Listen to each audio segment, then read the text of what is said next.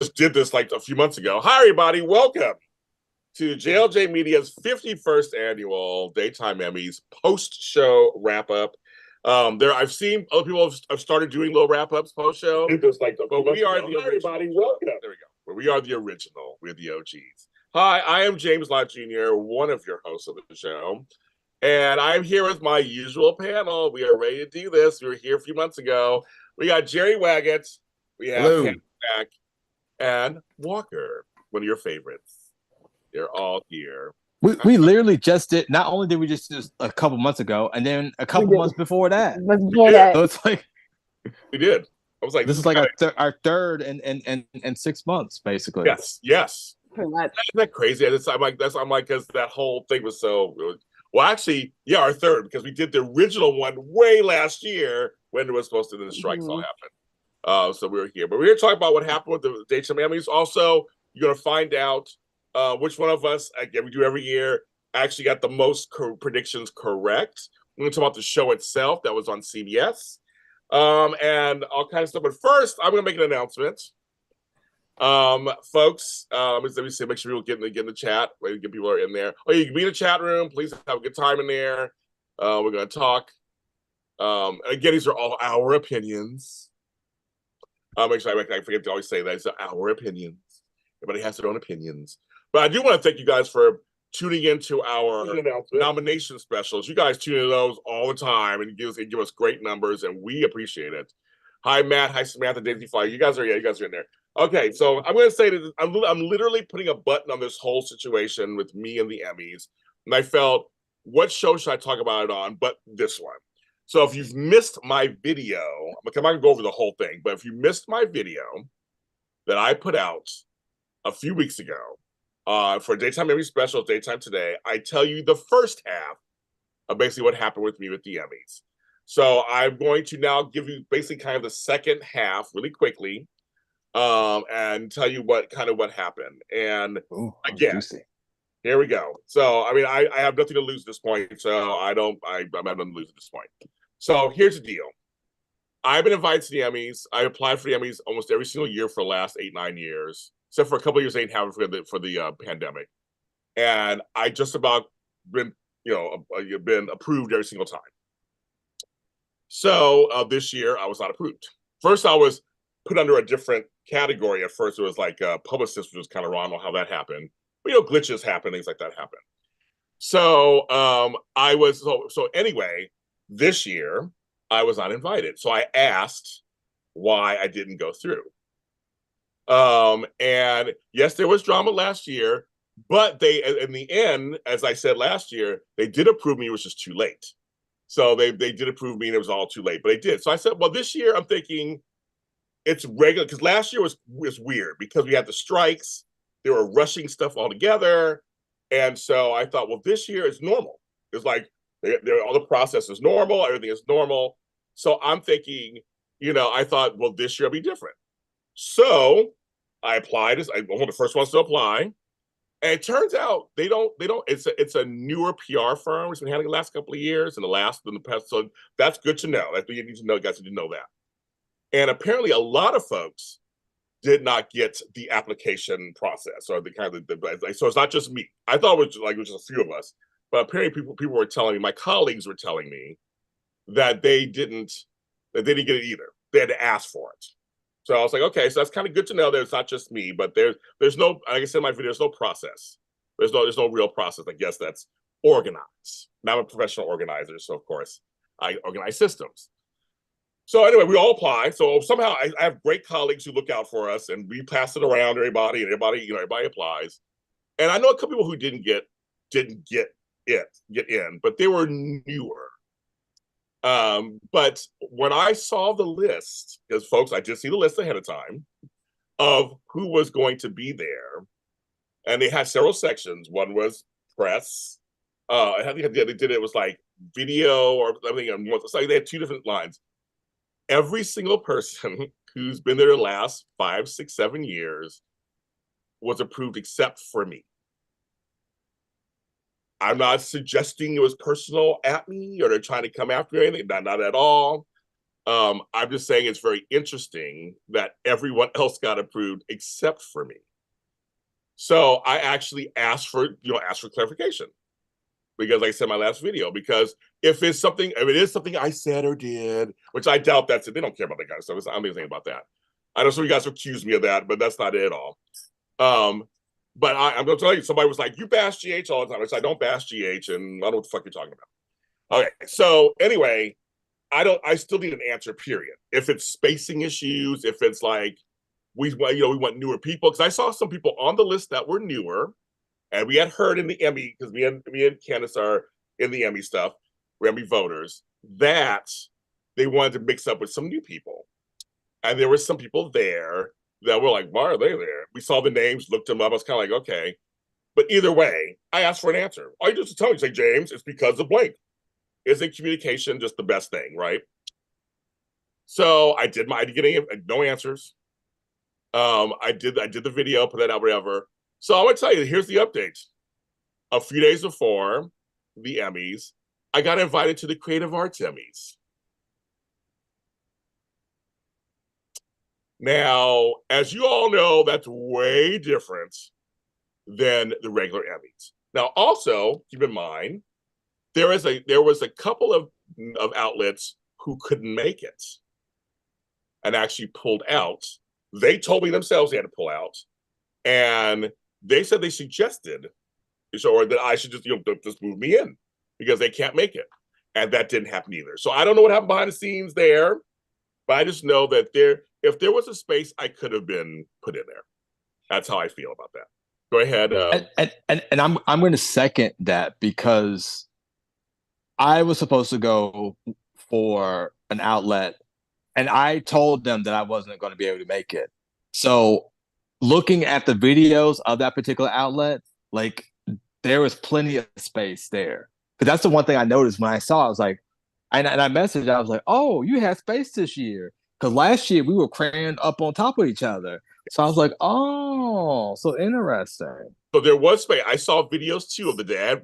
My friends, again, the colleagues in this business have been really wonderful to me.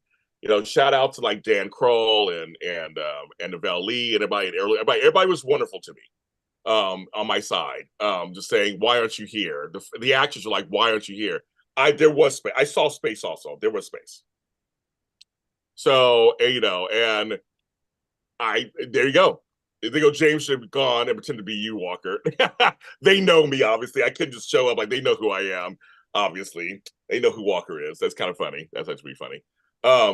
But so anyway, there were a few things that were going on, and I won't even. We're going to get into this actual show and those hosts that hosted the red carpet there and all that stuff. But just back to me, just to end to put a button on all of this whole thing, it was not handled correctly, I think. And I know it's in handled. Communication is just key. Just telling you what's going on. It does feel a little personal. Yes, I do. I don't do anything more than anybody else who was around that was there. DC Confidential was there. A lot of these shows do a lot of spoilers, do a lot of gossip, and they were all invited. My shows aren't any worse than theirs. So the folks who want to blame me for it, I'm not accepting your blame. I know it wasn't anything that I did. So I'm just telling you, there was room for me to go, and I don't know what's going on. And so I will not be applying for the Emmys anymore. Oh, that's so fast. I am done with this. I am completely done with it, because now it's 2 years in a row. 2 years in a row now that something has gone on when it comes to me and the Emmys for no reason. And trust me, there was room for me there. I could have been there. And it just pisses me off because one of my friends won. I would have loved to have been there with her when she won the award. It's going to be nice.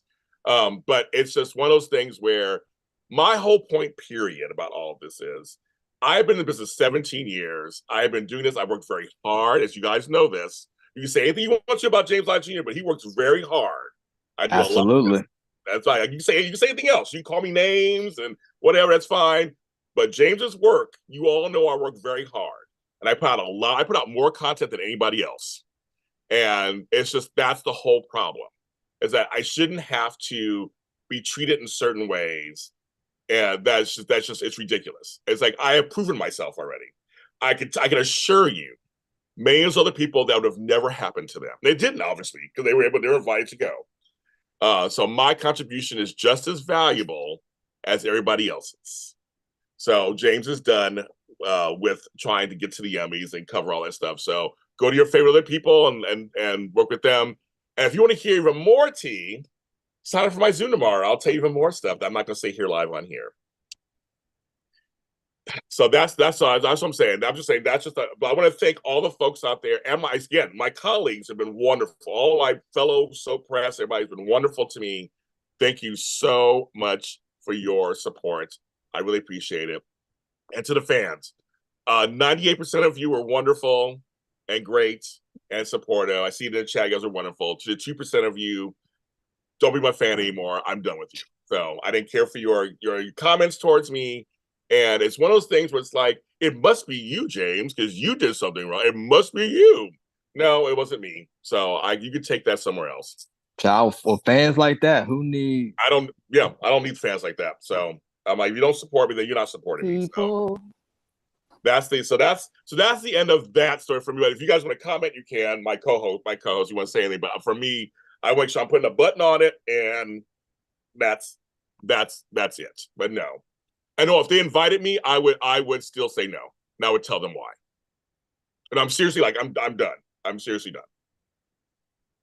When it comes to soap press, I'm still an Emmy voter because that's something separate. That's a whole separate thing. I'm an Emmy voter, so that's something separate. But this whole PR mess, I don't deserve any of that. There you go, kids. That was my opening. And that's it. So I'm sure I'll get heat for this, but I have nothing to lose this. I don't go fuck. I'm gonna lose the point. I do a lot of things in this business. I don't just do soap operas. I do other stuff too. So we're gonna keep it moving. I am going to where I am wanted and invited. I'm not gonna stop trying to beg to go into spaces that don't really give a shit. There you go. So that's the whole thing there. You got it. And now we're gonna talk about the actual show itself. So I'm gonna ask my co-host, the show itself, just opening remarks. Candice, Mack, you can go first. It was good. That's all you got. All righty. Okay, we'll go. Oh, that's it. That's open. That's all. I said opening remarks. So opening. That's all right. Okay. Mr. Man in Boston. I like the fact that it moved very quickly. There are a couple points that really annoyed me. Do you want me to go into detail now? No, first. Say this opening. Okay. This opening. And Walker, what are your thoughts? It was mid. Good. Okay. Again, wasn't exciting, but it wasn't a disaster. I felt like the pacing, as a producer of shows, the pacing was good. They literally stuck to the awards, and they kept the banter to a minimum. It's like they really just kind of like, here we go, here's this, here's that. I didn't care for the oh my God. Okay. I didn't care for the showing the winners piece of reel after they won, because the walk to the stage was short. So it's kind of like, it took the moment out. Yeah, I was like, that was it. The opening number. Oh, yeah, we'll get to my cousin. We'll get to that. Yeah, we're gonna get to all of that. Yes. The Italian cooking thing. Ooh. Yeah, but those didn't bother me so much either, really. Like I said, they didn't bother me so much. But overall, I thought the show was pretty smooth. Like, it went pretty smoothly. No major gaffes. It went on. So Candice, we'll be back for a second. She had to take care of something real quick. I'll show you back.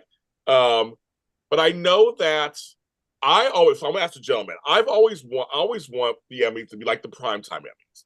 I feel like, why can't we treat them like that? I don't mind opening number. But was this? I mean, they're really trying to make Gerry O'Connell happen again, which I just whatever.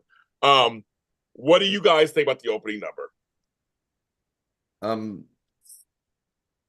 I kind of usually hate when they take like a popular song and then just redo the lyrics.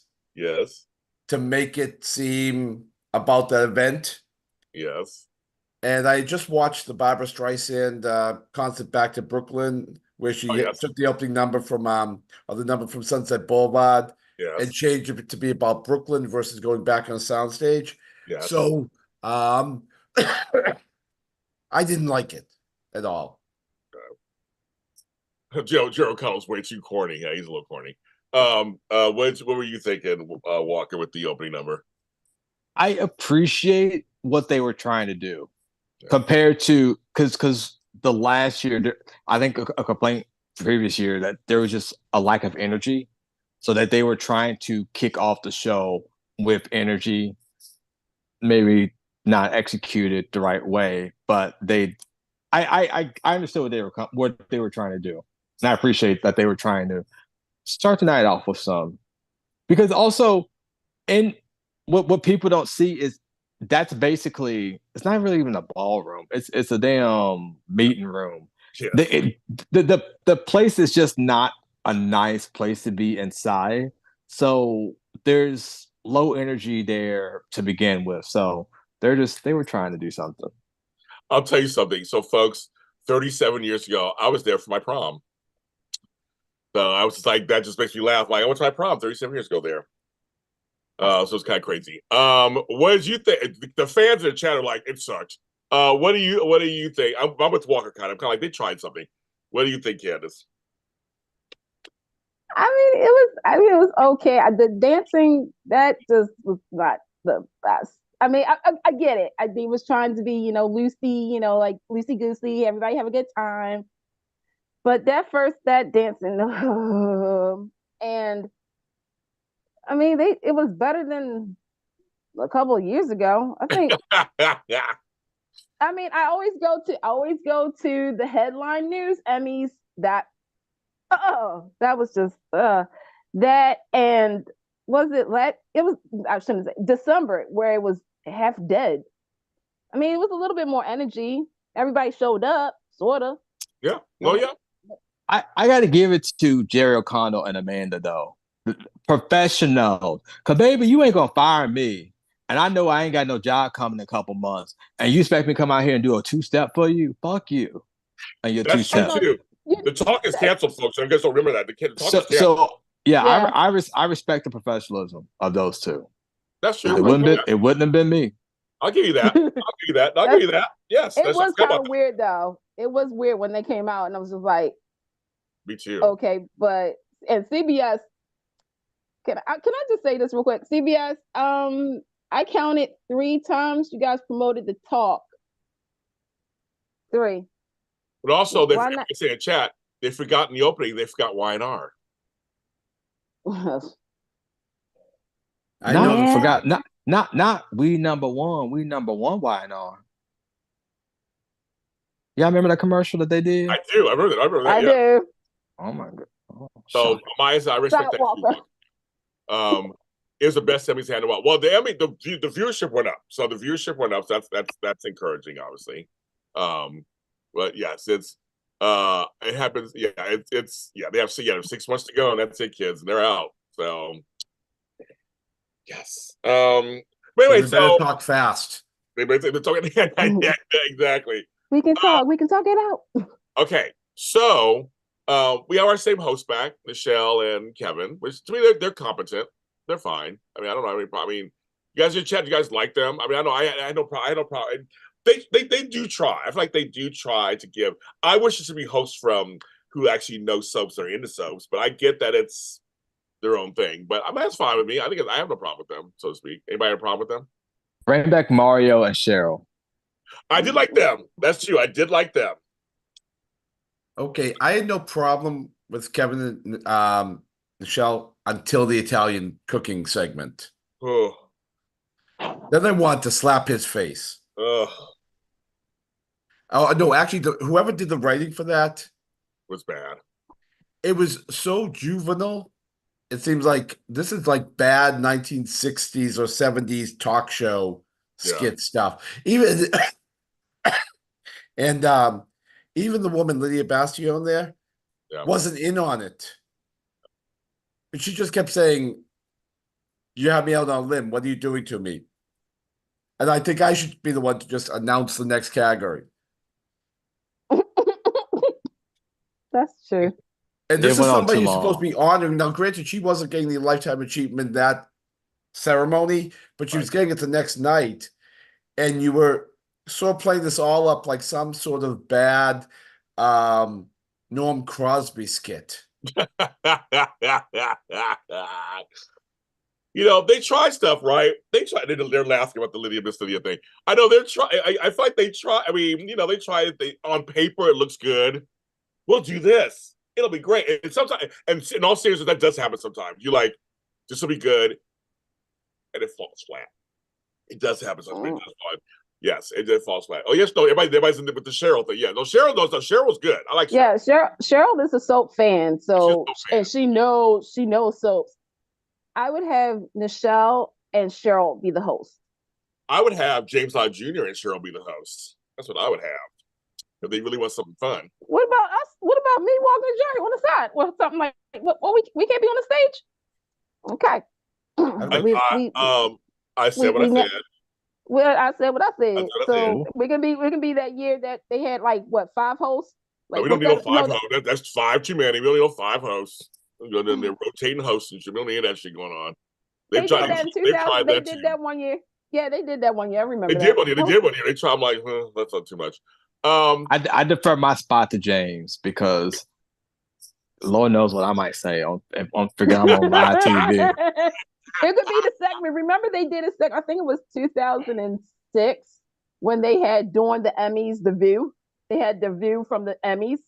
And they was like saying they was doing the same thing. They was like, well, we can't say what we really want to say because we might get fired. Like, or how about what was it? Was that the year or when they weren't on network? You had to basically the Periscope. Hook your TV up to your microwave oven to watch.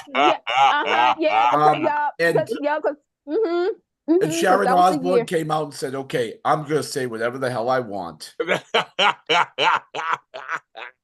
That was the year of the famous, oh my God, like he's so hot.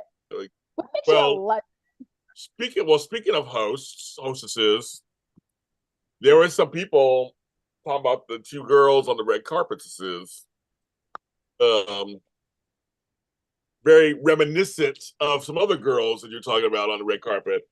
So I know everybody was CBS related. I totally get it. I totally get it. I feel like couldn't they just really can't find anybody on their network that can do red carpets like that? I don't know what's going on. Can anybody answer a question? I don't know. I don't know what's going on. What's going on? I miss this whole situation. Okay. I didn't see the red carpet either. Okay. Candice, it's on YouTube.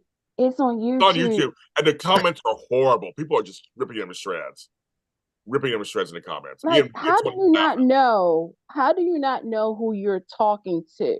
I'm pretty sure they have somebody that comes there and says, oh, wait a minute, Candice. We should tell them. We should tell them, Candice, 1 second. Here we can tell. There's 2 things that happen, folks, and you guys all know this. But at home, you actually can get what they call face card. They can give you who's going to be there, or possibly going to be there.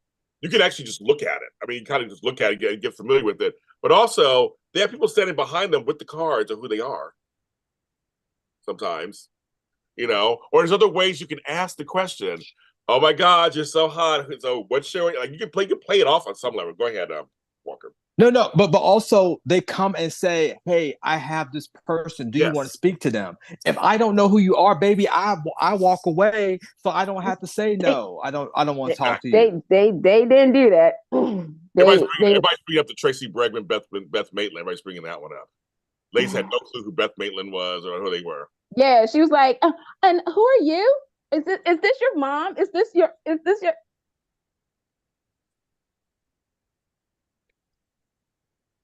And that's what you do. Yes, from KCAL. Yes. Yeah, I wasn't going to get. Because KCAL is part of. Yeah, CBS, the affiliate. Yeah, but yeah. Luther May says that soaps don't get respect. That's the bottom line. They throw whoever they want on the red carpet. We didn't know this show was still on the air. Congratulations. I saw some of these interviews. I'm like, what are they asking these people? It was so inane. I'm like, oh my God. You have a major star. and you don't know who they are. That's what to me, that's what's sad, period, is when you have the major ones on. So I understand the newbies and all that, whatever. But when you have like a veteran in front of you that everybody at home knows who it is, but like saying, who this? And it's Eric Braeden. Every black and white and yellow person knows Eric Braeden. We didn't know he was an actor. We didn't know he was an actor. You know who Victor Newman is. When you go up to him and go, so what do you do? Oh, you're a producer? And Are you an actor? You know Eric would not suffer fools lightly. You know, he would not like, But that's how sometimes, that's how they came across sometimes. They're like, who are you? It's like, that's just not how you do that. There's ways to do it. And I'm going to say this now because that was a little, you can tell I hung around James that a lot for me to do, that it's not easy. It's really not easy to be on the red carpet, to get picked to represent the brand. So, I did see the comments, and I also saw the inappropriate comments that was made and shading, how they looked. And that's why I was just like, okay, now we're taking it too far, but hey, welcome to the world. Right. So I say, next time if these, ladies are picked, to do your homework. It's okay. You were nervous. I'm going to say you were nervous. You didn't, you might not be watching CBS. Why not? But just educate, because the more you know. It's not because red carpets aren't the easiest thing to do, but they're not so super hard that you can't do a few things. And again, when they literally have a person behind you going, "Hi, this is Beth Maitland, the Young and the Restless, CBS." I know Matt Cain's out there fucking showing everything. He's showing everything. I know he's out there running around. So I'm like, come on, folks, you can tell who that is. The sign has the name and their show. Mm-hmm. So you glance at it. Okay, got it. Yeah. That's what you're gonna do. Oh, it's on YouTube, folks. It's on YouTube. Oh, trust me. Go to the comments. That's the best part. It's better than the show. Yes, Eric Braeden is a legend. Rap Patrol, yes. I'm using as examples. I'm saying that some of them, they were like, I think last year with Susan Lucci, they were like, who are you? Now everybody knows who Susan Lucci is. Come on. No. It was. Is that your daughter? No, this is Emmy Award winner Eden Regal, who played my daughter. Yeah, that's what happened. Sorry. Okay. But anyway, so the show's on the air. It's doing its due.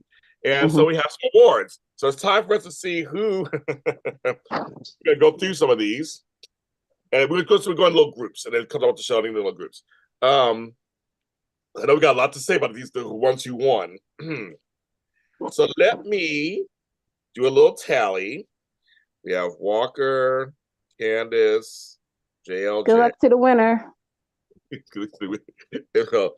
And yes, okay. And Gerry. Gerry won last year, I remember. Yeah, he won last year. Yeah. Clean sweep. Okay, we're going to start with kids. And funny, a lot of folks showed up.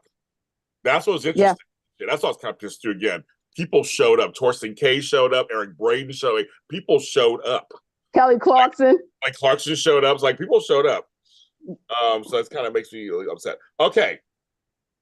So this one's an easy one. And it's so to remind you guys, I'm gonna read the nominees. This one's for guest performance, speaking of somebody showing up, in a daytime drama series. The nominees were Lyndon Ashby as Cameron on Young and the Restless, Ashley Jones as Dr. Bridget over on Bold, Ailey Mills as Heather Weber on GH, Guy Pearce, he wasn't there actually, he didn't show up, for Neighbors, Dick Van Dyke on Days of Our Lives, and he won. Let's see, did we all guess that? Let me look real quick. Did we all guess that? Except for Candice. Candice said Lyndon, but the three of us, we all guessed it. Yep. You all get a point. So, any thoughts about him showing up? I think it was a great deal he showed up. I thought it was great that he showed up. Yeah, I also think that. Do you think they put that award as early as they did in the show so he could leave afterwards? Oh, probably. I'm sure. Yeah. He went to the after party. I saw a video of him going to the after party, but I thought that too. But I will say that's 98. That's 98. That's 98. Yeah. I'll get to him. I God really bless. was hoping they were going to put an ottoman on the stage to see if he'd trip over it or not. Oh, homeboy can't do that anymore. He can't do that anymore. No, Yeah, no. Yes. But I thought it was very cool that he showed up and he was there and we all knew he was going to win. I mean, I know Candice all probably knew he was going to win too, but it's like no reason to nominate him and not make him win. He's a legend, so obviously it helps with the ratings and all of that. Not saying he didn't, but go ahead. Do you think he'd show up if he didn't know he was going to win? Yeah, I think so too. He wouldn't have shown up. But I want to ask you three though, and you in the chat, if Dick Van Dyke was not part of it, who left over? Who should have won? Lyndon. Yeah, Lyndon. I'll say Lyndon. I was probably going to Ellie Mills again. Oh, she's good.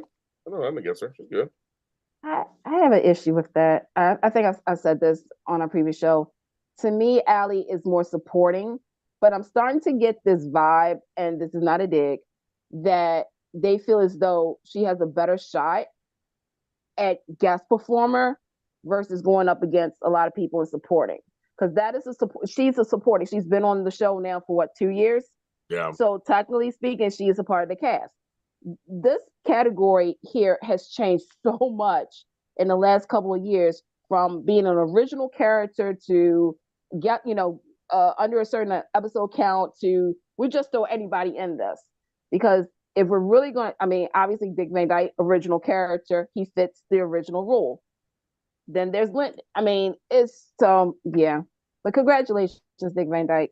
Oh no, yeah, but everybody in chat saying Lyndon should have won. Van Dyke should have given a special award. Everybody says Lyndon should have won.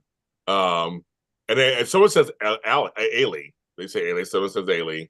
But Lyndon, a lot of people. I think Lyndon for me was a true guest performance.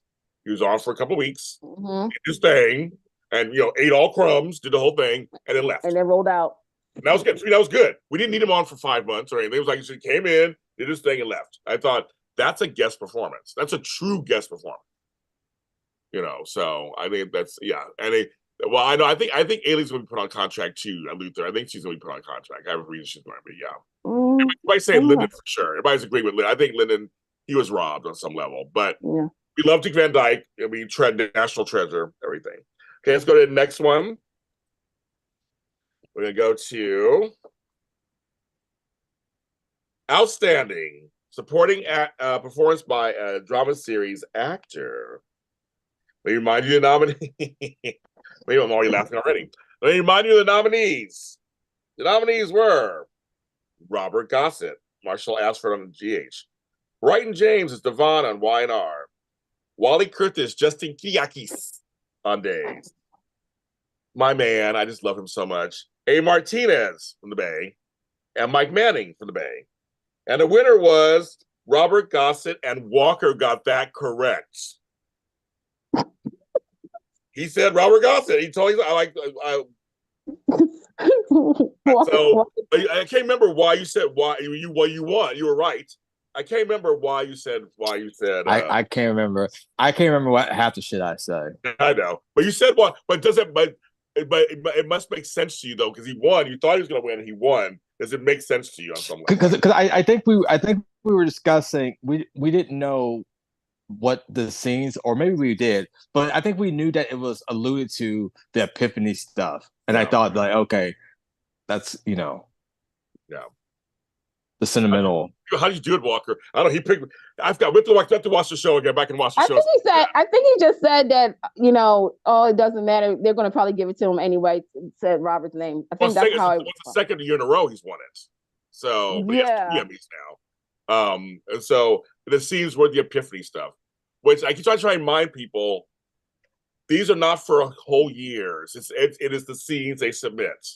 So the people are looking at that. And whatever biases they may or may not have, they go in. Yes?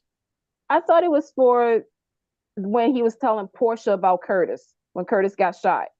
I think it's 2 parts. 2 parts. Is it 2 stories? Yeah. Yeah, because I think much of this is Epiphany's funeral stuff. It's Epiphany stuff. They submitted. which GH. Well, okay, I'll get that later. I'll get that. Yeah, later. we'll get to that. Yeah. Because I have a thing about that. I know I love A. Martinez. I do. So, but I don't watch right there. the Bay. It's not whatever. But it's just very cool that I guess he got it again. I know. I mean, the reels are never released until way later. Sometimes they kind of get it, so they get there. So, but yeah, so Robert, but Walker is correct. So, I kind of wanted Wally to win. That's who Gerry picked. We won't say A. Martinez because he's whatever. But I kind of Wally is such a he's such a consistent actor. He's just so consistent on both shows. He comes in, he shows up, he does his work. He's like underrated. Like he does his work. And his scenes, I saw the reels from his scenes, and it was all related to Victor's death. Found out about Alex. And you can watch my interview with them too on Daytime Today. Yes, and we had a good time. He talked about the crying and everything. And yes, he did submit for Ned's. He did submit both. So I asked him both shows. He goes, yeah. Wally is a vet. Wally is a vet. Could he have been nominated twice? Once for GH, once for Days? Yeah. No, but could be. I think he's also nominated for music too. I think. No, but could he be competing against himself in that category? He could. Okay. I think they changed that rule because because there was Patricia Dabo. Hey, Patricia.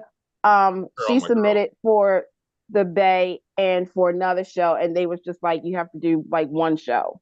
You have to pick one show. Kind of like the movie actors with the Oscars. Yes. Okay. Yes.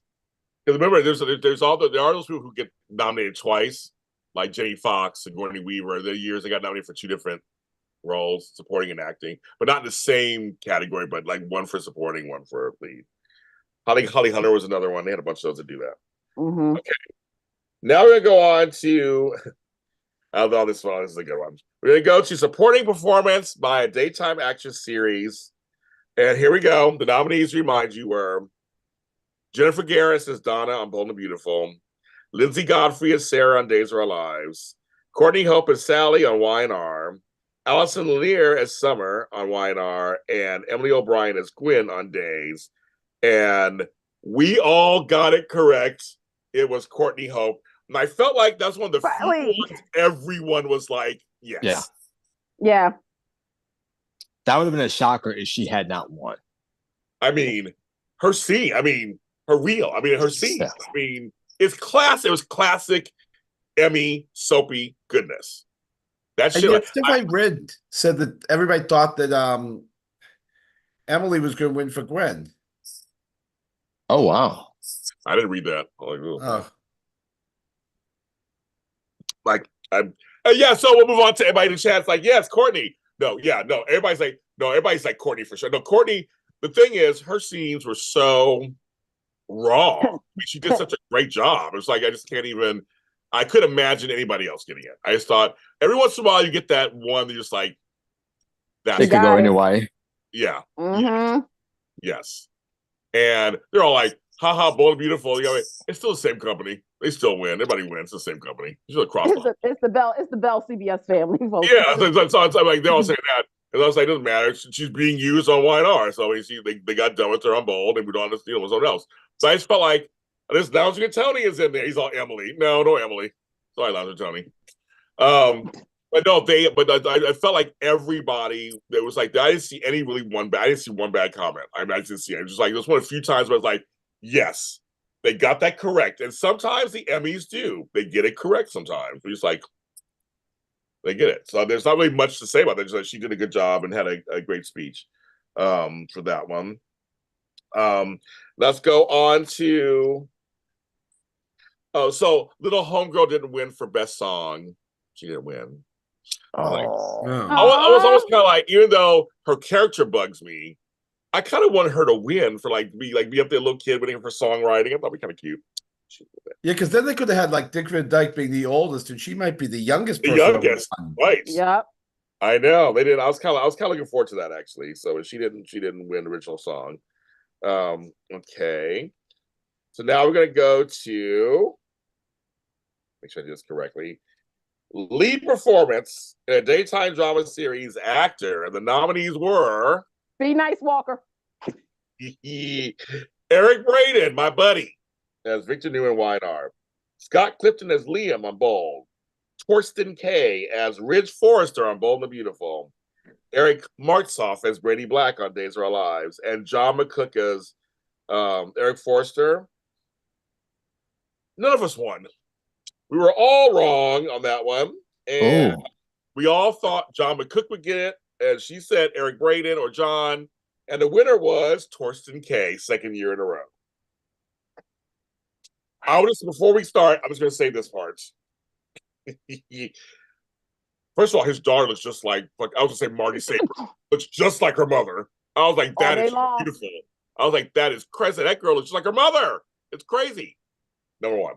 Number two, his speech was cute. I will give it to him. He was like truly touched. Yeah. So I will give him that much.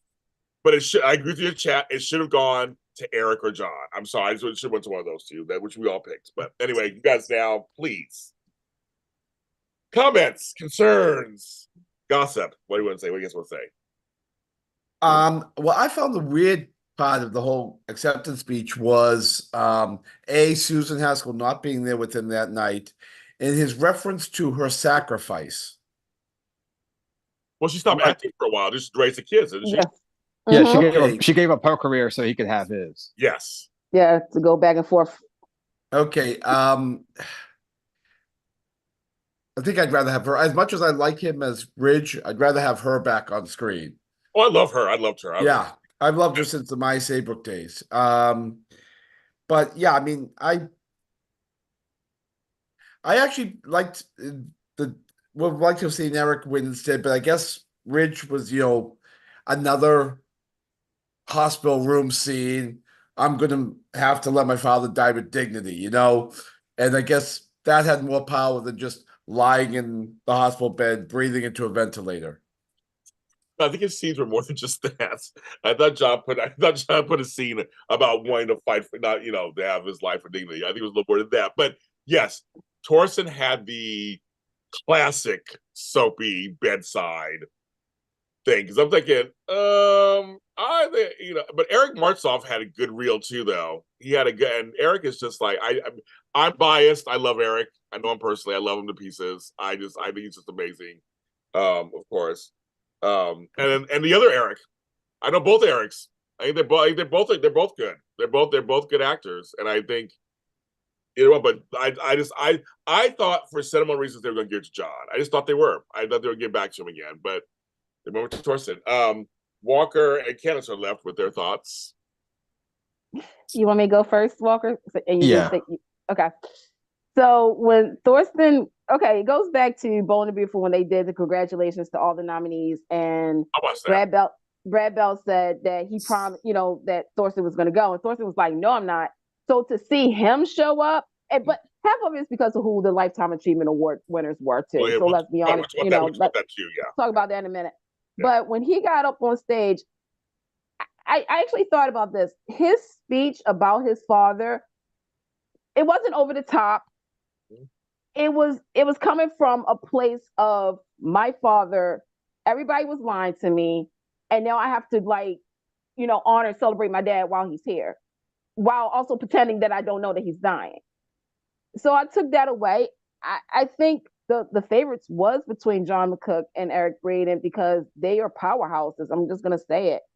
I mean, he did have the best speech of the night, saying, "I don't like these award shows." Like, come on now. No, he did. His speech is good. Speech. But congratulations to my birthday twin because we born February 22nd. So,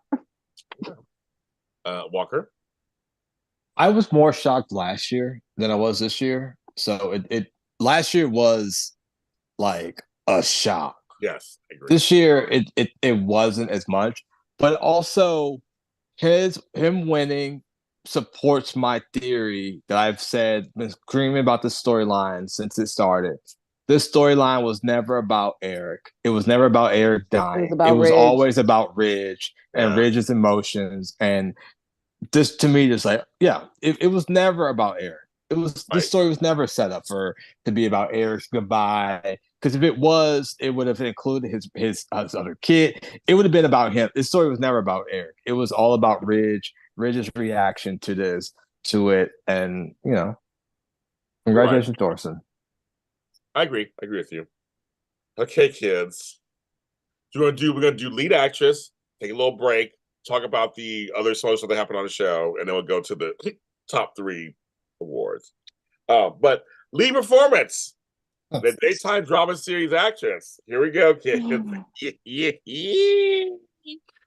The nominees were Tamara Braun as Ava Vitale, Days of Our Lives. Finola Hughes as Anna Devane, General Hospital. KKL as Brooke Logan on Bold and Beautiful. Annika Noel as Hope Logan on Bold and Beautiful. Michelle Stafford as Phyllis Summers, Young and the Restless. And Cynthia Watros as Nina Reeves, ABC General Hospital. The winner was Michelle Stafford, and Walker and I got it correct. Walker and That's I both got right. it correct. And before I let you guys talk first, I'm going to say, because, and Tony Moore's in the chat saw this, her reel was the only one where she wasn't crying. Her reel was like, I'm a badass, and here's my story. And everybody else was crying, had breakdowns. Hers was a very different kind of reel, number one. Number two, her winning caused such a stir, which makes me laugh. And I talked to her afterwards, because she had said she cried in the office, whatever. It had nothing to do. She had to do a whole explanation. It had nothing to do with her role on the show. It was about her stepfather passing, whatever. But even she said she was shocked she won, and she thought Finola was going to win. And she said Finola. She pointed out, it's so Michelle to me. I know Michelle so well. It's so her that she did not expect. She hasn't won an Emmy in like over 20 years. Like, she did not expect to win. She really didn't. But I loved it. To me, like you, Care Bear, it was a lovely surprise. I wish I was there to help somebody in person. But it did cause a stir. KKL did not get it. Everybody's been waiting her to get it for so long. Child, she didn't deserve it. And Annika, I mean, anyway, so I'm gonna let you guys comment now. I say full disclosure, I said I'm friends with Michelle. I'm happy she won. Like, it's just, she was shocked too. She was shocked. But me and Walker, we got it right. We both correctly said it. It was well deserved. I thought it was good too. Me too. I thought she did a great job. I don't understand if y'all people mad, y'all mad and y'all hating. So be mad because she won. The best person won. That one woman did not deserve to be nominated. That was a pity nomination. Because let's keep it 100. Y'all, and I'm saying y'all, the Emmy voters, y'all have something against Ari this year. Y'all didn't put her in. Yeah. Y'all, that was all politics why she didn't get nominated. And so y'all gave it to the elder woman over on the other show who's a nightmare on the set. And then you gave it to her daughter, who ain't really the best one. But the real Hope Logan was there also with Lindsay Godfrey. And should have said Kimberly Matua is now coming back and as Hope Logan. That's all I got. I was laughing. No, I will say this just before I let you guys go. Ari Zucker should have been nominated. And if Michelle hadn't won, she should have won. Aria should have won. Get my bad English. Should have did win for years. Homegirl puts it in every single year, and this storyline.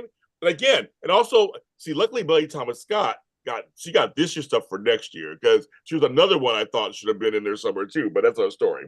But I do agree with the Ari Zucker. One of these could have been switched out for Ari easily. Ari Zucker puts in the performances. She does. She puts in. They give her all kind of storylines, and she delivers. Okay, Gerry and Candice, what are your thoughts? I didn't mind Michelle Stafford winning. I didn't like the storyline that she was in about faking her own death, etc. No. That said, I also kind of find it interesting that she actually beat out her replacement on General Hospital. Yeah, it does. I know. Who now was that who I picked her? Did I pick her or Finola Hughes for General? Or did I pick Kelly? You picked Cynthia Watros. Okay, who I would have given it to her, just because she was just so good as Nina. But actually, I thought they were all very talented, and I liked when Michelle Stafford said what she said about Finola Hughes, because I know that they've been really good friends ever since they did that Pacific primetime Palisades. soap But tape. I say, Yes, Yeah. they're good friends. They're good friends. Yeah, and so I like her. Like I said, I didn't like the storyline she was in, but she's very, very talented and just always fun to look at on screen. Yes, she is. And her and Lindsay Godfrey were in the same dress. mhm. And I know Lindsay. Oh, really? They were in the same Yeah. because Michelle had extra dress, and Lindsay goes, "I'm gonna wear it too." And actually, they both wore it. Ooh. Together. But one looked amazing, looked like a damn bombshell, and the other one looked like a. Well, I'm friends with both, but I always say is Michelle was hot. That's all I gotta She say. looked good. So a tall, statuesque. There's a picture of her on that red carpet. It's like that's my girl, folks. You understand? She's like 5'9", 5'. She's a tall girl, and that dress was perfect for her and her shape and everything. She looked Mhm. amazing. And Michelle's not even like that. She's such a down-home girl. Southern And she California shut girl. y'all people up from last year complaining about her dress last year. Yes. I didn't even remember what she wore last in December. But they didn't like it. For the people that didn't like it, they were talking shit about it. They didn't like it. But she looked good. She ate the runway. She That's left because no that's because they wish they could wear something like that. crumbs. Anyway, Michelle is so hot. Like she can turn me. That's right, Amaya. She can turn me. I know her actually. That's crazy. She is hot. You can see the shock on Michelle's face. I love her genuineness when she won. If Ari doesn't get nominated next year, it's personal for sure. So else goes, yeah, Ari for sure next year. Well, there's some. Eileen did some good work this year for next year. So did Mel. Oh yeah, Eileen definitely did. Eileen did something. There's a list. There's a list already forming for next year. But I know. because I'm gonna say this real quick about Ari. Ari has been a staple for Days of Our Lives lead actress category for so long. So obviously, when everything happened, that was the number one thing all of us was saying is, will they submit Ari? Will they submit Ari? Because if not, then who are they going to submit? And I love Tamara. I really do. Oh, she's great. Nice. But I was just kind of just like, at first I said Days is going to have a lead actress, and that has happened before where a show doesn't have a lead, person. But I was kind of taken back. I was like, okay. And then again, like you said, for this year, for next year, if they don't submit Ari, then you know that this is a personal attack. This is not, this doesn't have anything to do with her performance because I think it's been okay. But I'm happy for Michelle. I could also see it as there was 2 GH, 2 Bold and Beautiful. And usually sometimes that's what happens. They're just like, oh, we can't pick between the two, But Michelle did earn her award. I will say this too. When I saw that reel, it made me really upset that Susan Walters wasn't nominated. Well, it was the same way that Eric Brain said this about Mark Grossman, that he should have been nominated opposite Courtney. Oh, absolutely. And Eric said even some of his reel was opposite him too. Again, Mark Grossman, pound for pound, was there with Courtney in that room, going through the emotion. I mean, it was like it's like how do you not? It's crazy. Oh, go ahead, please go, Walker. I would be curious. Did he submit in lead or supporting? I was wondering about that too. Good question. I don't know. Good question. Anybody know? I don't know. Anybody know out there? Black Love wants to know. Question: how did Colleen Zink wasn't nominated for guest? She said she didn't submit. She said she was on during an eligibility period. And the people said they said that they got high blood pressure. They didn't want that ham. They was like, okay, Colleen. Let's think about that. If Colleen Zink was in the guest performer category against Dick Van Dyke, she still would have lost. Yeah. Mark shows up every day, even in the stupid Connor stuff. That's funny. Hey. Let's see. Like the Connor storyline. By the way, speaking of Colleen, if she had opened the show doing her dance number from her days as a dancer, doing that song, I would have been 100% in favor. I would have thought it was amazing. I would see. My thing is with soaps, I would go a little cheese, like even extra cheesy, just because why not? Like just go even extra cheesy and make it kind of where we're all in on the joke. Like do it somehow where it's like it's almost parody, but it's like, gee, I would do it. Have Colleen, have whoever else was older, younger. So I would do it. I'll do it. The writing for Colleen stinks. That's why I gave up. So I wrote that in there. Go ahead, Walker. Yes. No, I was gonna say there was a year that they did kind of have like all of the musical actors like do something at the Emmys. Like everyone who had some music abilities took part in like a little. Sherry brings up a point. I wish they could. Sometimes they've had 6 to 8 nominees. Sometimes these categories. Yeah. Lowest form. So Sherry says, "I'm so salty that Sophia Matson wasn't nominated." I agree with that. Honey, we all are. You're speaking to the right people. Exactly. Her versus Courtney Hope would have been. That would have been. Woo! That's an that would have Emmy. been the battle. That is an Emmy dogfight. Yes. I would even take a tie. They want to do a tie. That would.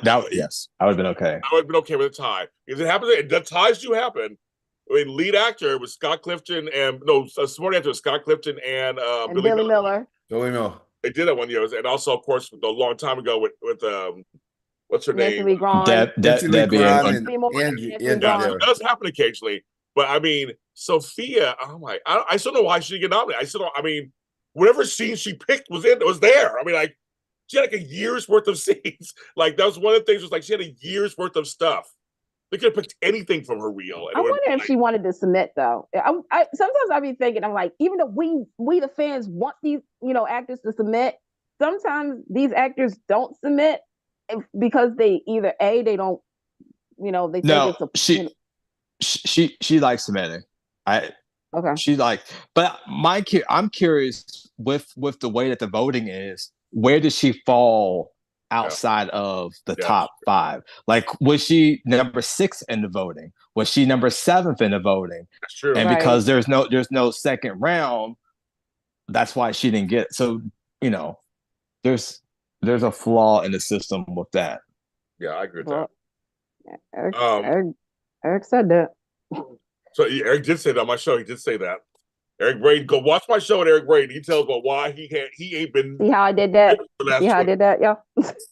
Eric tells the truth, shame the devil. He don't care, and he talked about it. He was like, he said that Mack Kane. He said on my show made him submit. He said, I don't submit.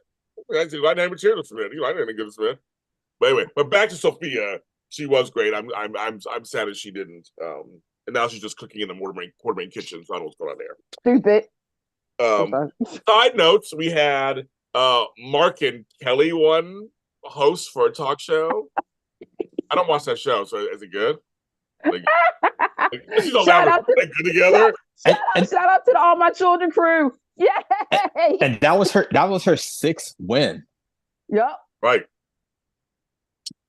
So, insane. And his first. Haley and Mateo won, y'all. They won. And then we got, I said, which I enjoyed, and to me it was very fitting, Millie Thomas Scott and Edward Scott. I mean, they are 2 legends in the business. Well deserved, great package. I love how he called her Melzy or whatever. It was very cute. I remember her from kids. I'm so old. I remember her when she was a kid in Marnie. I was a big Alfred Hitchcock fan. So I remember she was a kid in that. I remember her in it. She was also in The Fury. So also that back in the 70s. I remember her and all kind of stuff. So I just think, for me, to see they kind of showed some of that also, that she has been around for a long time. And Edward Scott too. They both, look at that. They're still married, kids, with their daughters, and God bless. Seriously, and I thought it was very cool. So what do you guys think about it? I thought it was very cool. What do you guys think about that? Oh, I was very happy for them, and I like the package of having them give it together for them. And I'm going to love it if Melody gets nominated next year, because we don't always get people. I think who was it? Gene Cooper, I think, is the only person who has gotten a lifetime achievement and then won a competitive Emmy afterwards. Yeah. God, Gene Cooper, I miss you. I miss you some Gene Cooper. I miss me some Susan Flannery. I mean, there's certain actors I'm just like, I miss them. These people can act. They came on there just like every day, worked it out. Any thoughts for you, Walker? I love seeing Heather Tom. Yeah, and because she will always be my forever Victoria. So it was good to see and hear the stories. A controversial point was the fact that Ed Scott said that the year of days was one of the best years of his life.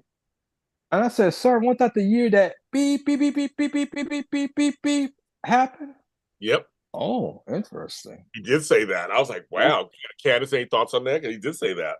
Some people didn't even know they were married. That's what I it was social media. They was like, wait, what? And I'm like, yeah, some people didn't even know Edward was on Days. They only attested him to Young and the Restless and Bold and the Beautiful. I was glad to see Joshua Morrow at the Emmys. He's so cute. Anyway, I really enjoyed it, and I think that was okay. It would have been nice if Melanie had the Lifetime Achievement Award and Eric Braeden had the Emmy, because that would have been kind of cute. That would have been cute. I love real quick before that, to the lighting department.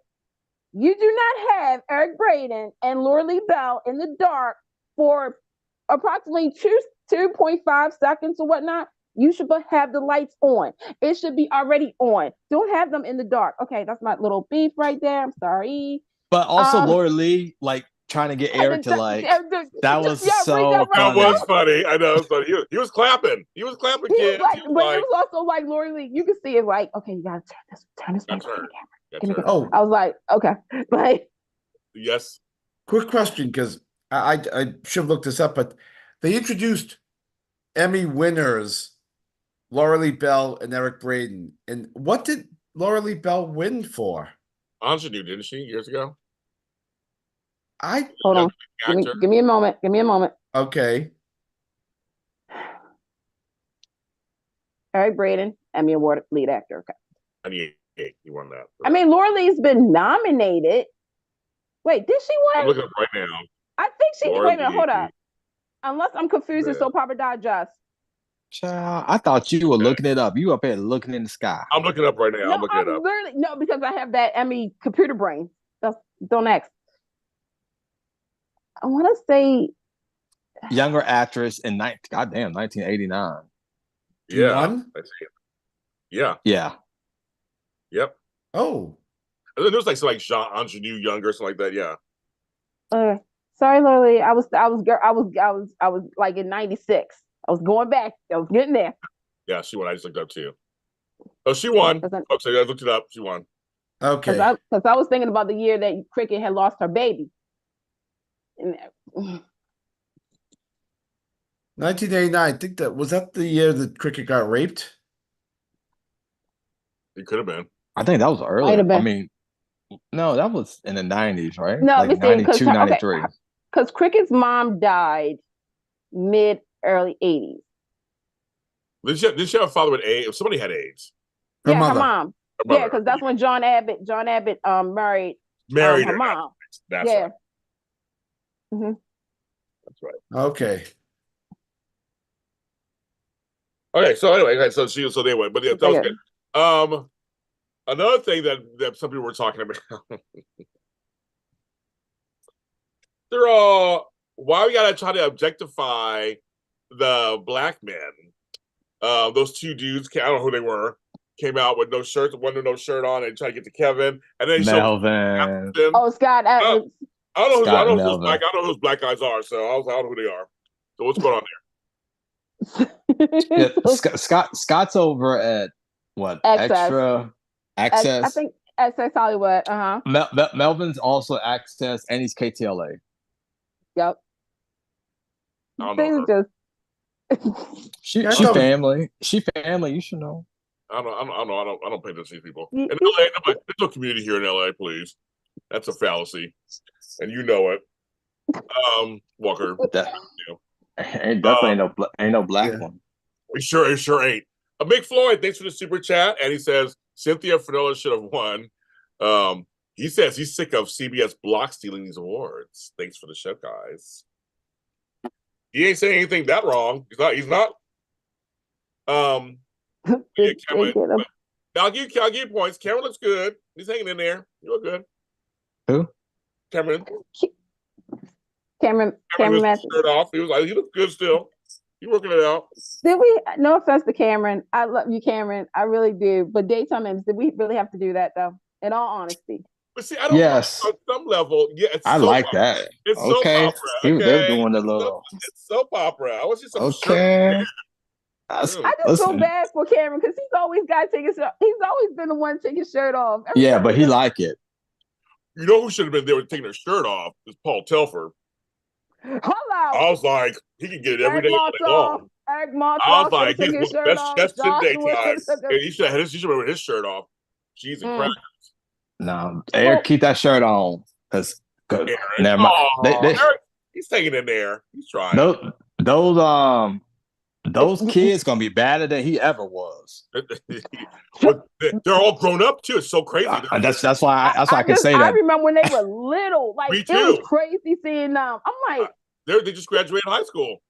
These are grown twins. Yeah, they're gonna be badder than their daddy. Mm-hmm. They are. Well, you know, Eric and his girl Lisa, they both hanging in there. So like your team.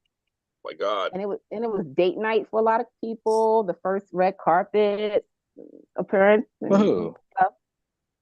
Stevie B and his new girlfriend. Michelle. Oh, girl. And well, that was the topic about the whole when Laura and Steve was doing the introduction, presenting the award. You went off on them too. You went off on them too. And today on a very special, well, not episode, but Steve did clarify that he was the one who they, because they changed what was said, and some of the jokes fell flat. So Steve rewrote some of that too. So, welcome back to GH, Steve. I just think Walker. I was thinking it. It's so funny. I just think sometimes chatter should be very minimal. Some folks are just not, some folks are good at it. Some folks can really do it and they're good at it. Sometimes just like, there's just a few, you this and you that, and that's it. Just keep moving. Let's get to the awards. Sometimes even 30 seconds too long can be too long for some people. It just kind of happens. Yeah, like that cooking part. Yes, Walker was saying Candice. Yeah, no, the cooking part was absolutely was damn 2 minutes too long. Yeah.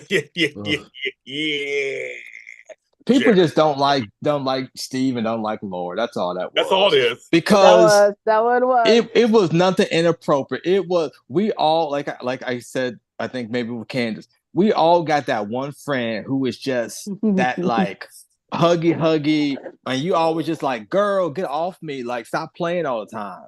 That's all that was. That was not no, ooh, Lord, right, want to be with Steve. She in love. Y'all make me sick sometimes.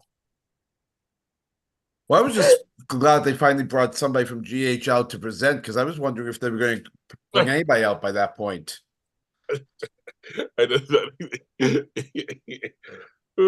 Steve goes, Steve and Laura rehearsed 3 times. Yep.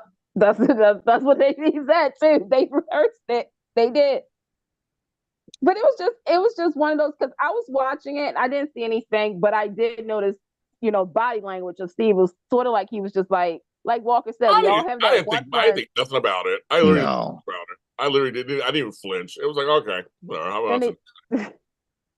But don't mess with his girlfriend, y'all. But that's I know.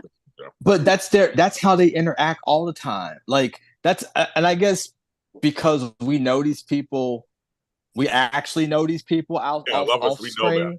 Well, yeah, that's their dynamic. So to me, that's why I didn't have anything. I'm just like, that's just, Laura is like that with people she really likes. That's just how she is. And Steve is that deadpan Jason Morgan-ish type. Like it's he has his moments. Yeah. He has his ups and downs sometimes. I'll tell you something. Like I said, Steve and Laura are really good friends in the chat. Yeah, they're friends. They're fine. Yeah. And I say I know Steve. I don't know Laura as well. I've met her. I like Laura. But I do know Steve. Steve is actually a big jokester. He's like actually really funny, a jokester, and lots of stuff like that. He's really fun. So, that's all. I mean, it's a little dynamic they're playing. I think they're playing for the fans. That's all that was. Yeah. And Laura's nice. Laura Wright has the best hair in daytime. I love her hair. I love her hair. She has the best hair in daytime. I love it. So they're just friends. Yes, we read that already. We read that. She also won a daytime Emmy in 2014 for Something Promised, was debuted on Amazon Prime in 20. Wait, what's her name? She did a series too. Yeah, so a digital Prime. So I guess she also won for that too. Okay. I wanted to say Venice for some reason, but or as a person with everyone. Yeah, she touched me a couple times. I didn't think anything about it. That's fine. I met her. But no, she's like, and I'm gonna let you know, I do like Laura Wright. I have nothing against her. I don't know where that rumor came from. I've never said that in my entire life, but that rumor still bogs me today. Like, oh, James, I like Laura. I'm like, no, I never said that. I one time said, why is Carly on every day 2 years ago? Everybody thinks I don't like Laura Wright, and now they're all saying it now, which is so hypocritical, you motherfuckers. Hypocritical. I said it once 2 years ago, got crucified, and now everybody's like, Laura, they're doing episode counts. She's went on 8 times as well. I'm like, I said it once 2 years ago, and I got literally put to the stake, fire underneath me, and that's it. But I have never ever said I didn't like Laura Wright. I don't know where that rumor went out there. I've never said that. Never. I like her. I interviewed her right there. I like her. I've never said that. Flobo comes on here. He never said that. Yeah, Flobo. I never said that. I could play at KTLA. I will. Hey, Flobo, I want to come on your WWE thing sometime. Flobo, you got that Walker. I'm gonna get introductions. Oh, he wants to come on your show. Why are fans tripping? Because they can't help themselves. They trip with no luggage. They can't help themselves. But I never said that. I just want to make that very clear. I like Laura Wright. I have nothing against her. I have nothing against the character of Carly. Nothing. I don't. You ask one question and suddenly everybody's like, you don't like her. Like some telephone game went around. I know who I don't like, and I've made those very clear. That was never. I'm not even going to do it. I'm looking at that picture. I'm actually looking at her picture right now. Okay, there's several folks people know I don't like. Then I didn't say that. Flo says, let's do it. Perfect. Okay, I'll hook you guys up. They got nothing but. Are you following Flobo on social media, Marker? No, but I did. I caught his podcast. I mean, his yeah. I don't. You do great stuff. I watched the last pay-per-view, the last WWE pay-per-view. I listened to you guys' show. It was really good. So I've been on the show many times. Mm-hmm. James is the best hair in daytime. Thank you. My afro puff today. Thank you. Being extra black this month. I'm blackly black all the time. Who am I rooting for? Everyone black. All right. They had nothing better to do. My fans are tripping. Exactly. People they start stuff. It's like it's just so crazy. They're looking for every little thing to pick at. Especially that show. I don't. Yeah, General Hospital's under a microscope. It's like. Okay, wait. Before you say, let's go into that actually, because this is a good topic. Because then we're going to talk about the top 3 awards that shocked everyone. Let's first start with. I just want to start laughing because I'm just like. Made me drink. Actually, I'm not going to lie. I just. Let me pull up the stuff. Okay, shit. Where did I put it? Okay, 1 second, kids. Here we go. No, that's not it. That's one of them. God bless America, folks. 1 second, kids. 1 second. 1 second. Okay. I had it out. While James is doing that, make sure you follow Walker and Gerry and JLJ Media. Yeah, follow him to the end of the earth. JLJ Media, where all of your goodies are here. And you take that any type of way you want. So there you go. Okay, now I got it. Okay, I got it. Okay, that's that one. This is directing. Wait. Shout out to all the people in the chat. Hey, yeah. Kayla, I know you ain't in here tonight, but hey, Kayla, you gonna watch this on the rewatch? She will. We love Kayla. Mm-hmm. Hey, Kenny. But so we got 59 people watching right now, so they're in here.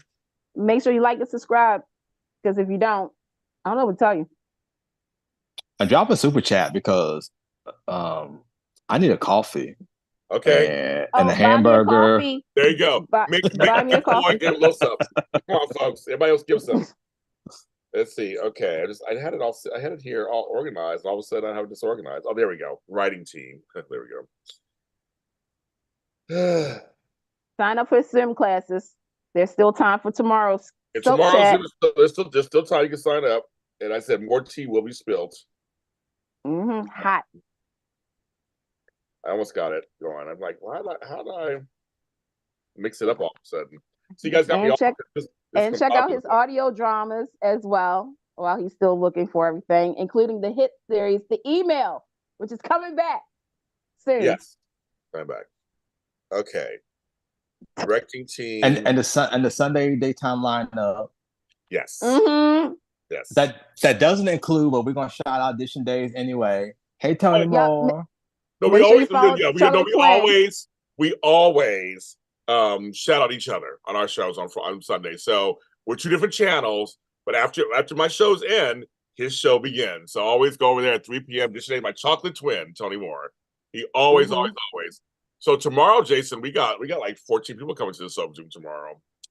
And we might have a special guest coming too, who recently marched for a dead co-star. Ooh, that would be good. Yes, so we got some stuff. Is it Sal with a P? It could be, yes, with a P. My buddy. Okay, I got it now. Now I got it. Okay, because this is a good because now we can talk about all this. All right, writing team for a daytime drama series. Oh my goodness! I gotta make sure I have. Actually, I know what the winners. I know what the winners are. It don't matter. It's all the same. The Bay, Bold and Beautiful, Days of Our Lives, General Hospital, and The Young and the Restless. We all got it wrong completely. The winner was General Hospital.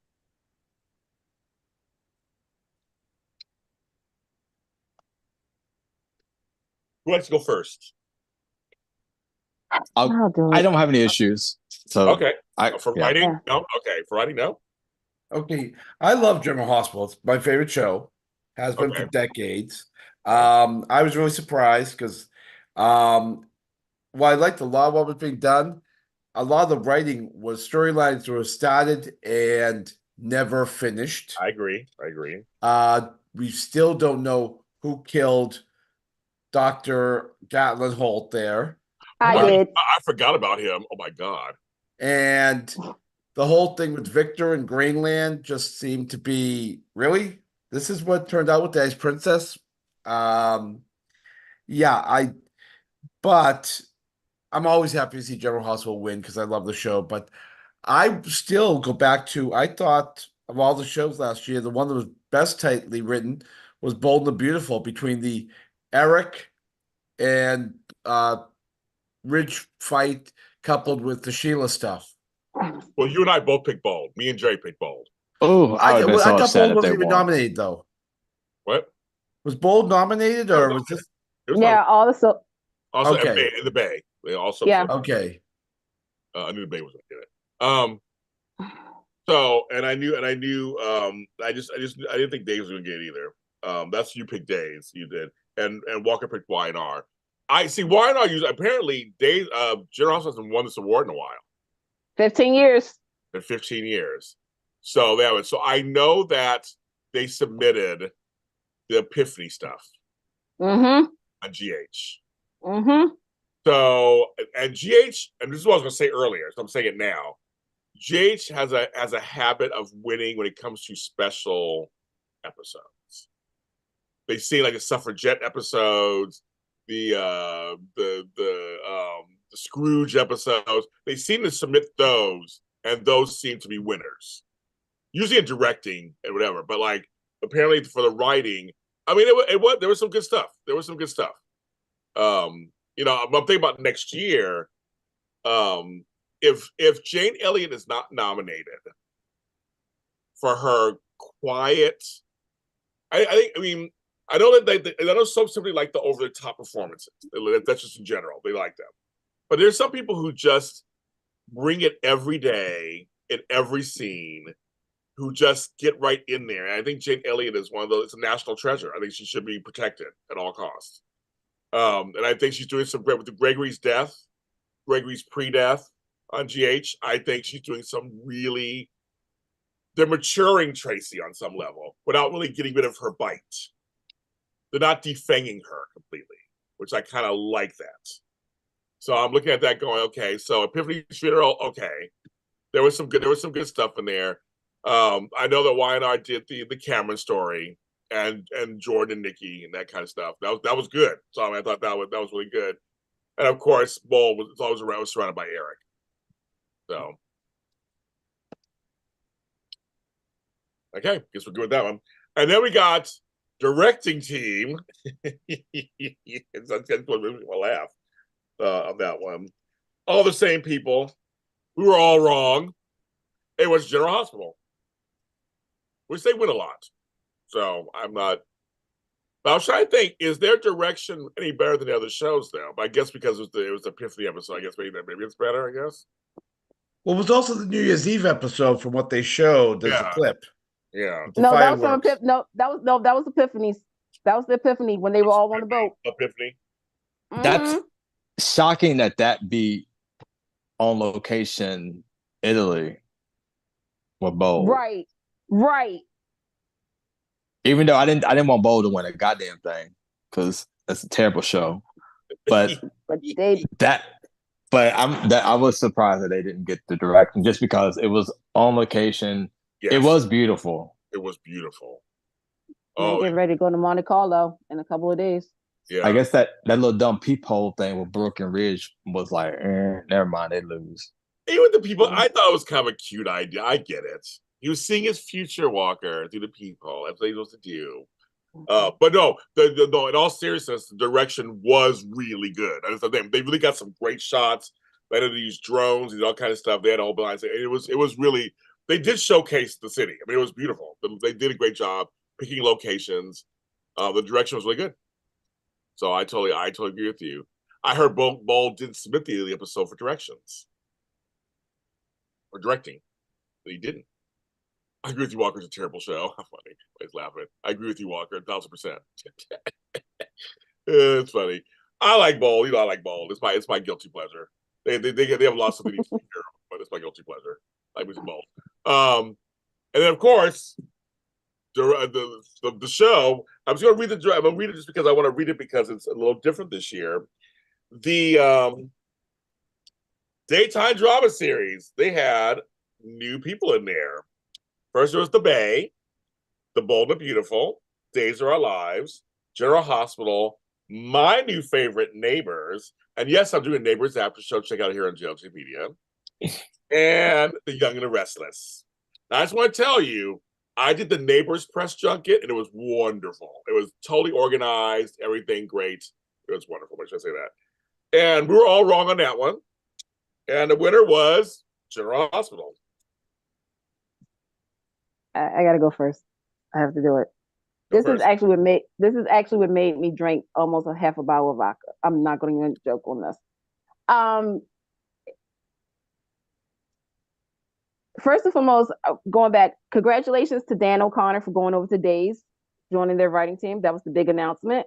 Yes, welcome back, Chris. Welcome back, Chris, as a writer, not co-head writer. Yeah. I feel as though because they used the Epiphany Memorial, it was a great way to honor Sonia, who we do miss. We miss Sonia a lot. However, are you going to tell me that your whole year this was the best? Like, I'm not even. Right.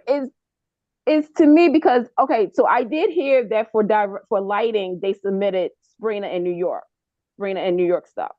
And then this day 1 and day 2 of Epiphany's Memorial.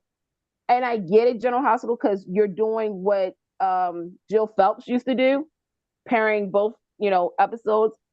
But I feel as though you kind of played on the voters' emotional state, because who's going to say no to that? If that makes sense. But how's that different from Robert using that 2 years in a row to win? I mean, I think I had an issue with that. I mean, if we're keeping it, if we're going to do that, and then it's why, and then you can use you it, gave it but to you her use last it. year. But here's the thing: for acting performance, that's one thing, okay? But you literally used the same episode for your writing, and yes, writing wise, that was great. But you really used it for all three of the major categories instead of breaking it down in like different episodes. Like you could have showed me for best writing, okay, when they all were speaking at the service. For best show, okay, you have to show the ensemble cast. I'm pretty sure last year there was another episode where, and I'm trying to remember, but I got confused, where they showed the ensemble cast, whether it was a special episode or something. I just feel as though for me, they just used it as was like, okay, who's going to say no? Because this is going to make me question next year. Because and Walker, you heard me say this. I feel as though they used a real life situation that was not in their control, and they used it. I don't know how I'm just. But Days did the same thing with John Anderson and Victor. They used the aftermath of it though. They didn't, but they broke it down into like different episodes. The one for Days, they used the after, when, I mean, obviously with the funeral and everything, yeah, but they didn't mostly use that as their primary episode for all three, if that makes sense. I get what you're saying. I feel like they should use a cohesive, because a good show should be the writing, the directing, and the episode. Like, to me, all three of those, I don't know. I think it should. I think it's funky when they do like, well, here's one episode for this one. Like, if it's a good show, it should be cohesive. The writing should be good, the direction should be good, the acting should be good. I agree. How did GH win the Epiphany episode anchored by Elizabeth? Okay, let's have that conversation. Show to give her respect. Well, here's the thing. There's two things going on. I just want to bring this up. Bringing this up for this is what I saw online, folks. Not James Lott Jr. What I saw online.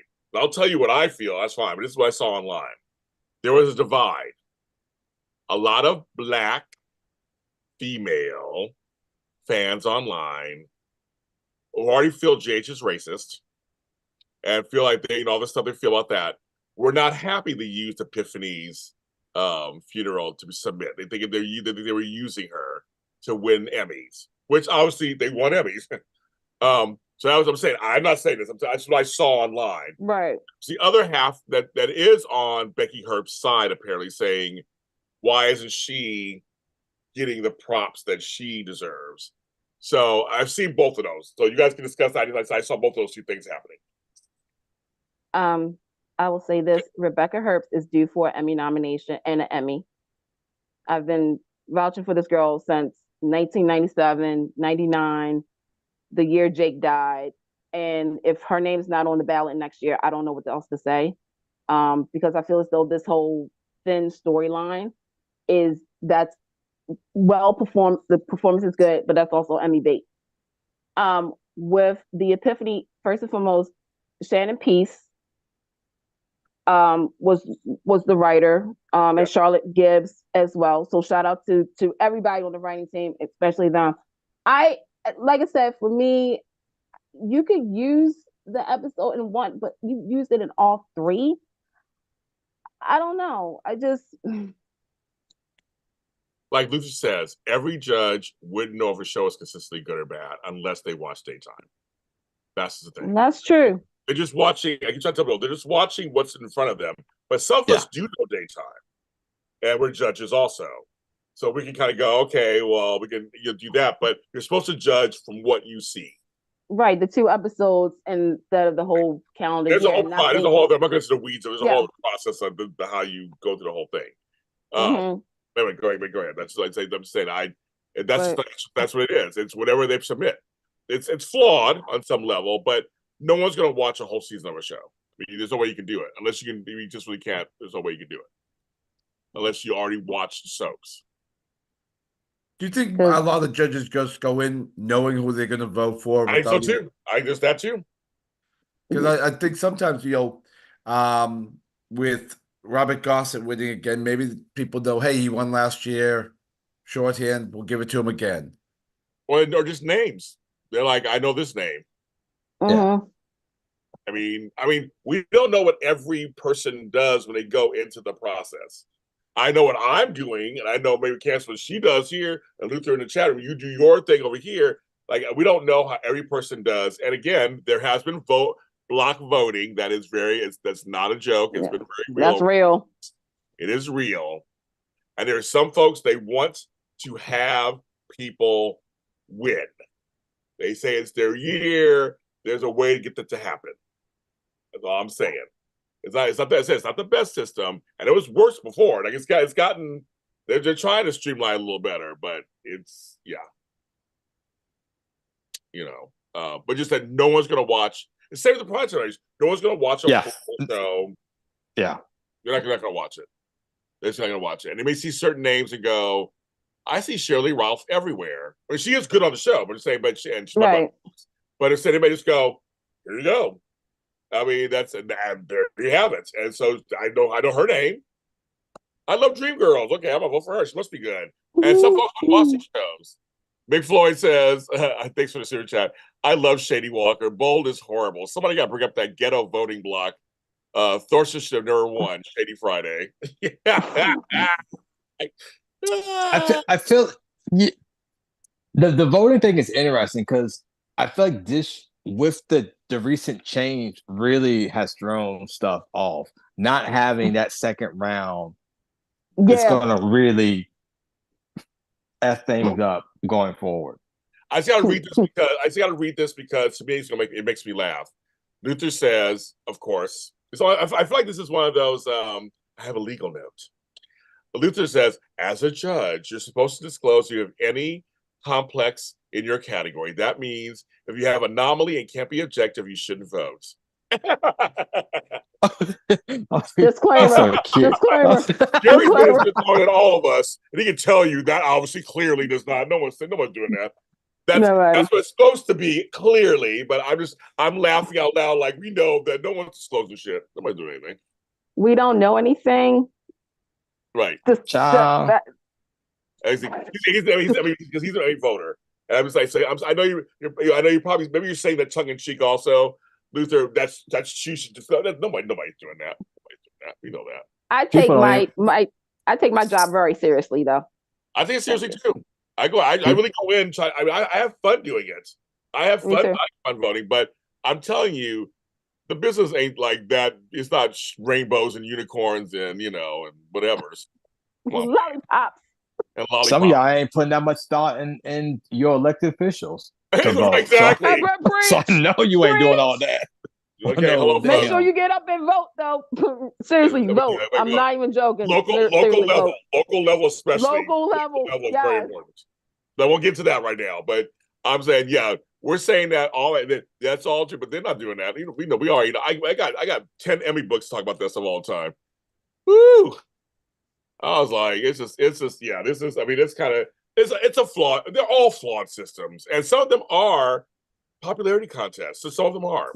Like I said, occasionally they do get it right. Occasionally there is like ones that did, like you said with Courtney Hope. Like everybody, I didn't see nobody complain about it. Like everybody's like, yes, for those scenes, plus her work throughout that storyline. It was like, no, she's, and I've interviewed her on my show. I love her. She's a lovely person. A very nice person off camera too, and it was great. So I'm glad that she got it. It was very cool. Like once in a while I do get it right. And for I'd love to be nominated for an Emmy. Shit, I would love to have one day. I'd love to be nominated one day, and I'm sure people talk shit about me too. Going, I don't know why James Lott Jr. was nominated. He wasn't that good in that show. I'm sure, and I probably deserve it too, like everybody else. But I would love to be nominated for that. It's an honor to be nominated for an Emmy. And I love that the lead actress has that whole thing they do all the time, where they have the brunch. I think that's such a fun thing they do. They have the lunch. They did one with all the Yes, with the females this supporting. Yeah, year. Jackie did. Yes. Yeah, Jackie did it this Yeah. year with all the women. Yep. They did supporting and the two guest actress.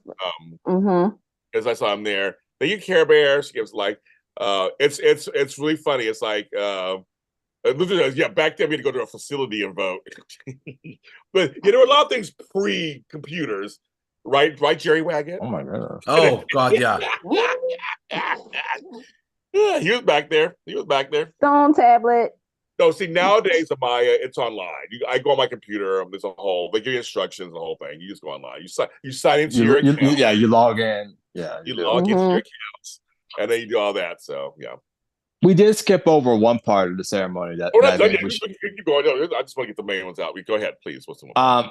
The golden circle, is that what it's called? Oh yes, gold and silver. Yup. What do you guys thought on it? What do you guys thought? Who got it? I love it. I think it's a great way to, because there's a lot of unsung heroes who have been on these shows for 20, 30 years in front of the camera, behind the camera, that they get a moment of recognition. I think this is probably the best thing that they've done. A. Martinez, who was a Golden Circle member, obviously. My girl, Rolanda Watts, I've known her for years. She's a Golden Circle winner. I think she's or silver, one or two. I love this also. I love these so much. And I thought, especially with A. Martinez, especially, he's been on every show. He's been around for so long and consistently shows up. No matter what storyline is, he consistently, and he was the first Latino actor to win lead actor. He's one of the few. He's one of 5 black actors who have won lead actor. He's a legend. And I think, and you can tell he was really touched by it. I mean, I saw some interviews. He was really just like, I've been around. He's been around for a long time. And I think that's a great way to give someone their flowers. It's very similar. Suzanne Rogers too. Suzanne Rogers made me cry. Oh, I love Suzanne. She loved it. Oh, she loved it. I was saying it's very similar to like the Kennedy City Honors, things like that. It's like, why not? It's like there's people out there who they really do give their all to this business. Suzanne Rogers is a champion for this industry, a champion for the show. They put her some crazy storylines too, but she still, as she works it out. And I thought it was very cool to get. She's a great lady, also very fun. I just thought, I thought it was just wonderful. I'm like, why not? I guess it's a great way to honor more people, in a way that's still respectful, but not over like that way. Like you get an Emmy and you get an Emmy, and kind of like it's a thing. Yeah, Gerry. I know. No, that was a real cough, not to get your attention. But have it. But what I loved about the Suzanne Rogers, where they start off saying, as beautiful on the inside as she is on the outside, because I will tell you, in terms of like women aging well on daytime, she is amazing. I got her and my other girl, Susan Seaforth Hayes. Homegirl looks good. I'm like, she looked good. And some folks don't age that well, but she's aging good. And because she was happy, she loved her husband. She loved her. Yeah, she did. You can. And folks, I've met them over the years, and I've been with them. I've interviewed them. They were 2 peas in a pod. And I feel bad for she lost her husband. I feel so sad for her. He was older than her, but she's still acting her ass off, and she is good. And she looks great. Yeah, her and Suzanne are just like, they're working it out. My mother, of course, was like, that Eric Braeden, he could get it today. I'm like, okay, Benita. She was like, all the old women were like, oh, Eric Braeden, get it. I was like, that's their age group, and he does look good for 83, 84 years old. He's hanging in there. Shit. When you brought up Bill Hayes, it reminded me about how well one thing I do say that the daytime Emmys does better than even the Oscars is the in memoriam package. They get everybody. That's why they get everybody. It's not distracted by who's the big star singing a song.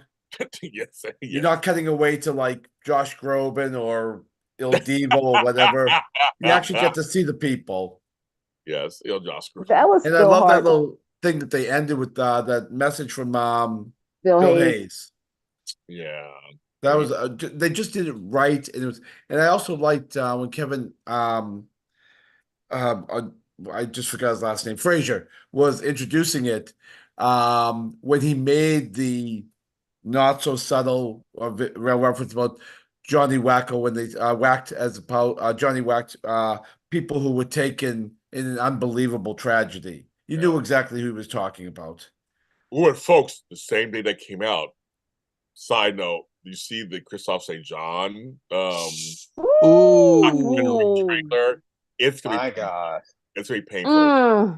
I didn't see this. What is this? Go online. There's a documentary coming out where it's Christophe St. John. Wow. Who? I don't know. Record who? I know. I don't know. That hurt like nobody's. That footage should not be out there. I'm sorry. I don't like. I don't know. And I didn't for people. I didn't realize he had a actual drug issue. So I thought it was just alcoholism.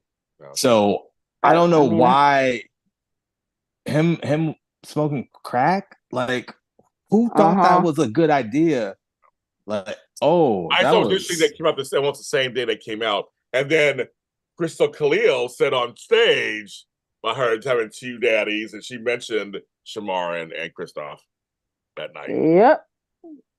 But I saw when I saw that came out, people were. It was another one of those things where everybody was kind of like, "This is too much." Like that, everybody's just kind of like. So yeah, you go online, Joe, you'll see it. It's up there.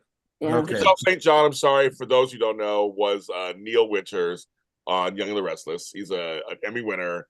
He was also on Generations. He was a kid actor. He did a lot of stuff when he was a kid, bad news, everything. And he had passed away. The family had to give. Well, Mia St. John promoted it. Yep. Because it's his words. It's footage that no one outside of the family would have. Right. Like, because he has. I don't know anything more about the documentary. I don't know who's the producers. Or I didn't look into all that. I just saw the documentary. It was just kind of like that was hard. It was hard to watch for me. Because some of us knew him personally, and it was hard to watch. So, but I think it's one of those things that a lot of the fans were like, "This is a little too much." Yeah. Yes, a lot of folks went to march at City Hall here in LA for Johnny Waggett. So that happened also. Yeah. That's hard too to talk about. Yeah, I was talking to Bonnie Burrows the other day, we're friends. I was talking to her off camera. First she was off the show for a rehab twice. The memorial segment was nice. Yes, the memorial segment was nice. They said Bridget Dobson's memorial was celebrated in Atlanta a few months ago. Yep. Yeah. That's somebody else that when they made the announcements of who was going to be inducted. Yeah. And I saw Jerome, and I did tweet.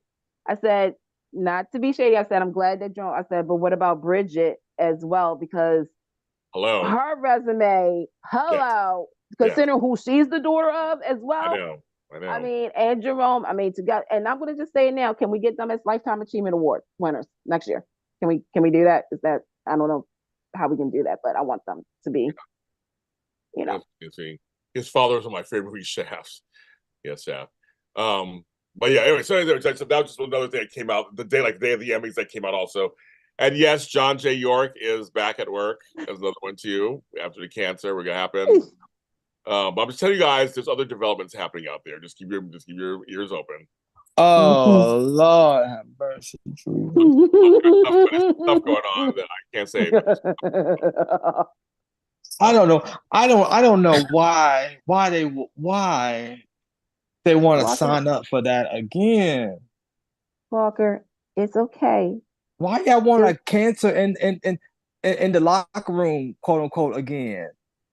Like, you got rid of the nightmare. I know. And then you Walker. I hear things. And, I don't know and even if it's not the nightmare, why is he out here trying to get his little two minutes of fame running off of, well, who could it be?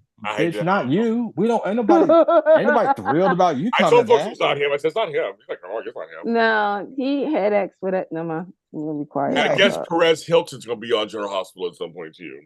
Yeah, and then no one was happy for that. And no one was happy for that.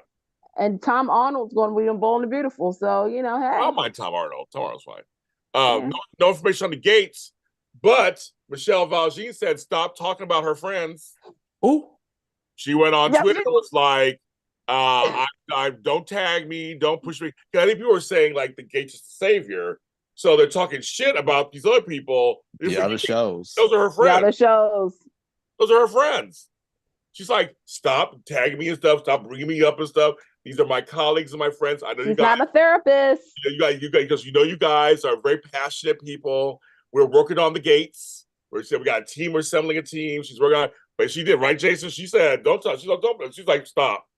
We need to take bets of how fast they turn on her. Oh, the Gates. I'm scared for her. I said it already. He timestamped it.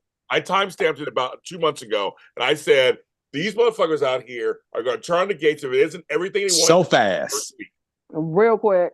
They're calling savior right now, but they're going to wait that first week. They're going to be like, "I hate it. It doesn't have." And you don't get what you want. Exactly. It's not even going to be the first week. It's going to be the first episode. It is exactly. Let's keep it 100. It's going to be the first. Actually, take it back. Let's take it back. When they announce the cast. Yes, that's going to be.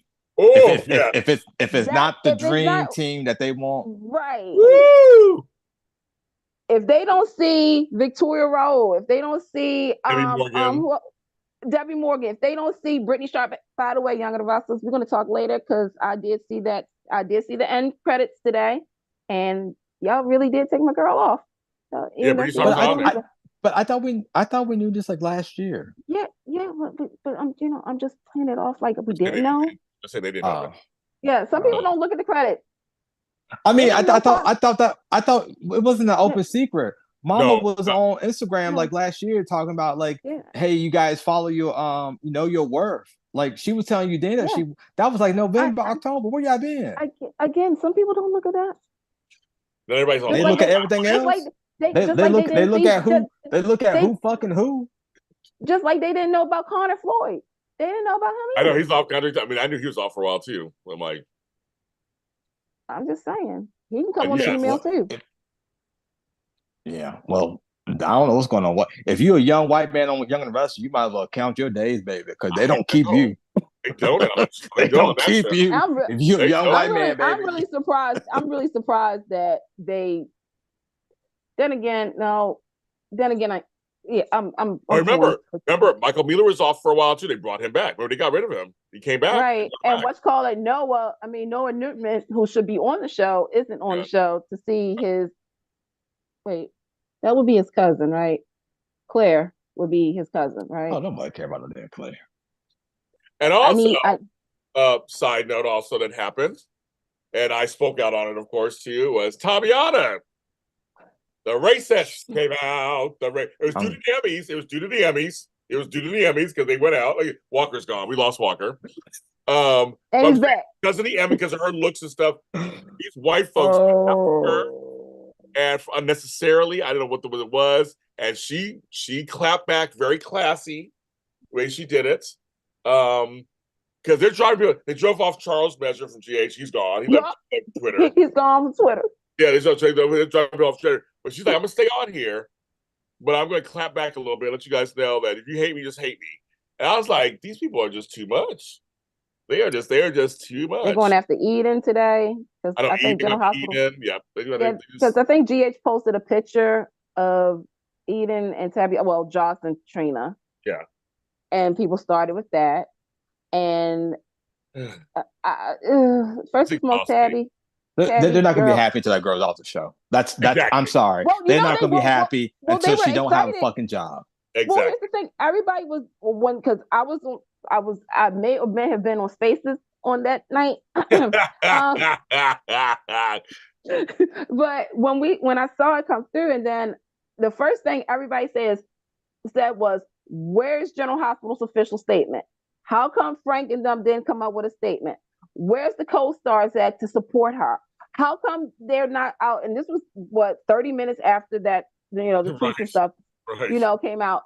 Then it was, the soap blogs and soap, podcasters. And yes, I did tag Soap Opera Digest. Yes, I did, because And shout out to Neville J. Lee, because he, said something about it. And it was just a snowball effect. But then everybody was just like attacking each other, and everybody was like, dun it. And it was just like, first and foremost, but some of them weren't even happy when the co-stars did say something.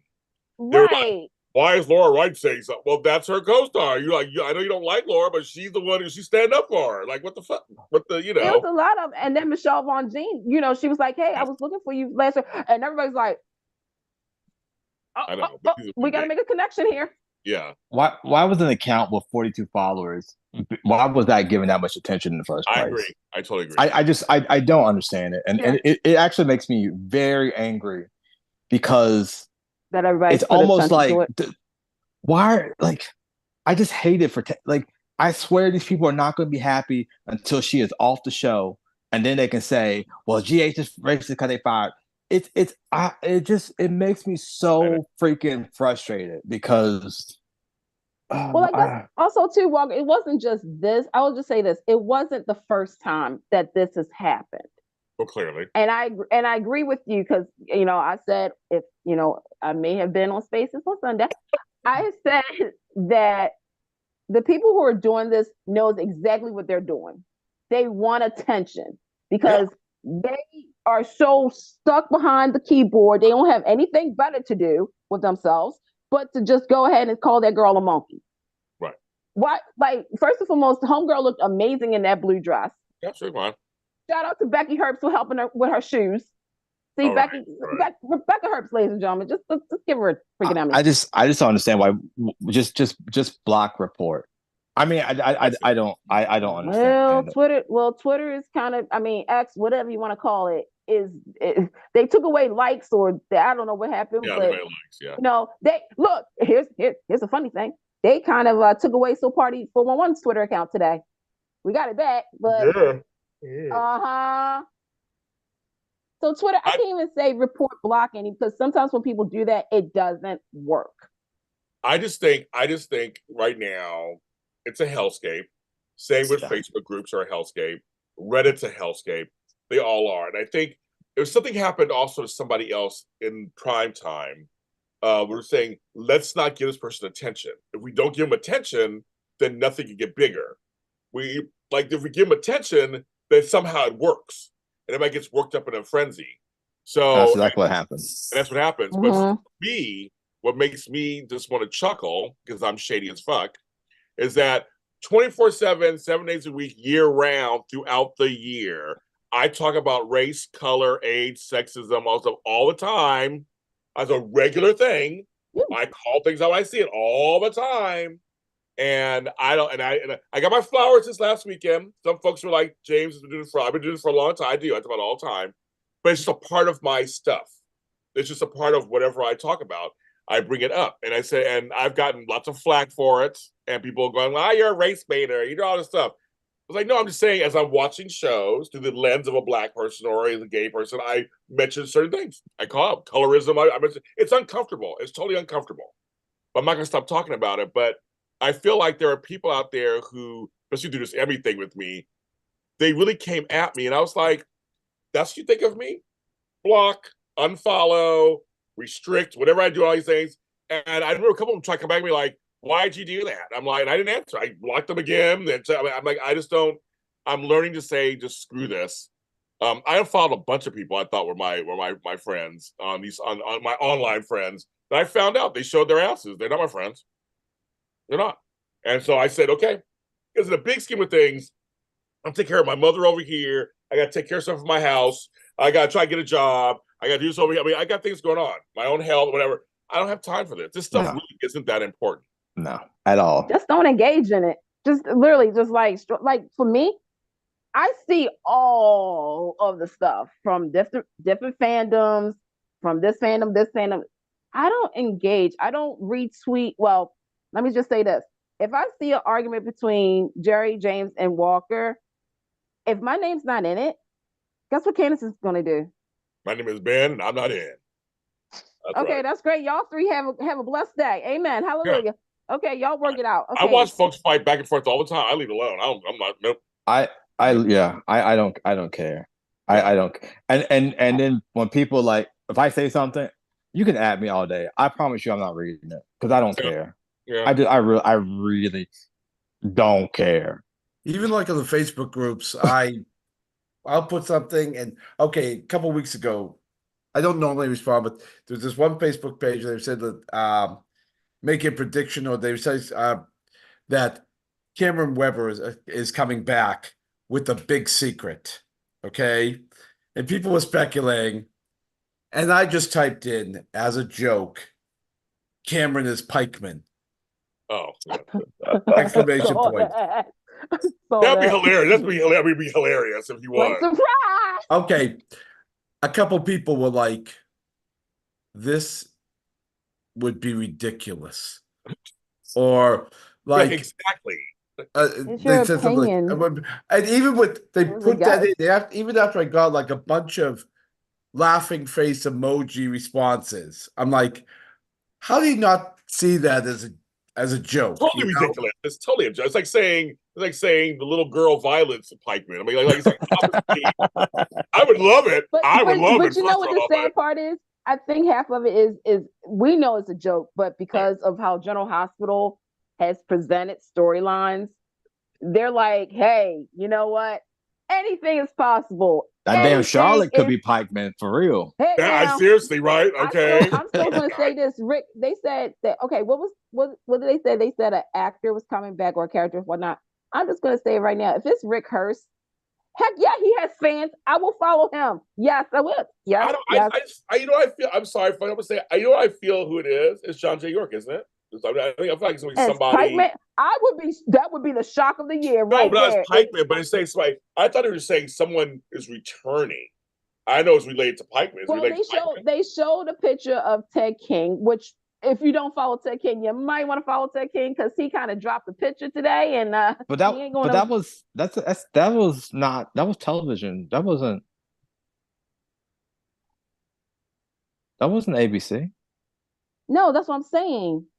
Oh. Everybody thought because there was a certain site that had Jonathan Jackson. Is that little celebrity soap dirt laundry or the one that make up all those lines? No, because that one's the one that had Roger Howard on that. I know which one, but no, this one was legit. So they had that, and that's when a certain young fellow decided to say, "Hey, interesting." Mm-hmm. But yeah, you was told 2 times you couldn't come back. Anyway, so then you had Ted King and all these people, but Ted King posted the picture of CBS, Television City, and that shut that down. So it's like, who could it be? But then again, this is General Hospital. And it's Frank. It could be Harold the motherfucking dog. I'm sorry to be cussed, but it could be Harold the dog. Is back. Annabelle the second. Annabelle the second. Cook 4 is back. Cook 4. Yeah, Cook 4 from the hardcore. I mean that show does need. General Hospital. I'm gonna pray for you. We could Gerry Waggett over there. He's Pikeman shit. I would die if Gerry walked on screen all of a sudden. I know him. I'm Pikeman. I'm the one that killed Austin. I already said that. There you I'm go. the one that killed Austin. You guys both walk on screen. I'll be like, okay, well, there you go, kids. There's Candice. There's Gerry, both on screen. You will see red shoes. And tomorrow when James' show does not go on, he'll be like, oh shit. He was Walker. It's Walker. It's all Walker. My God. Look, he got that look. You got that look.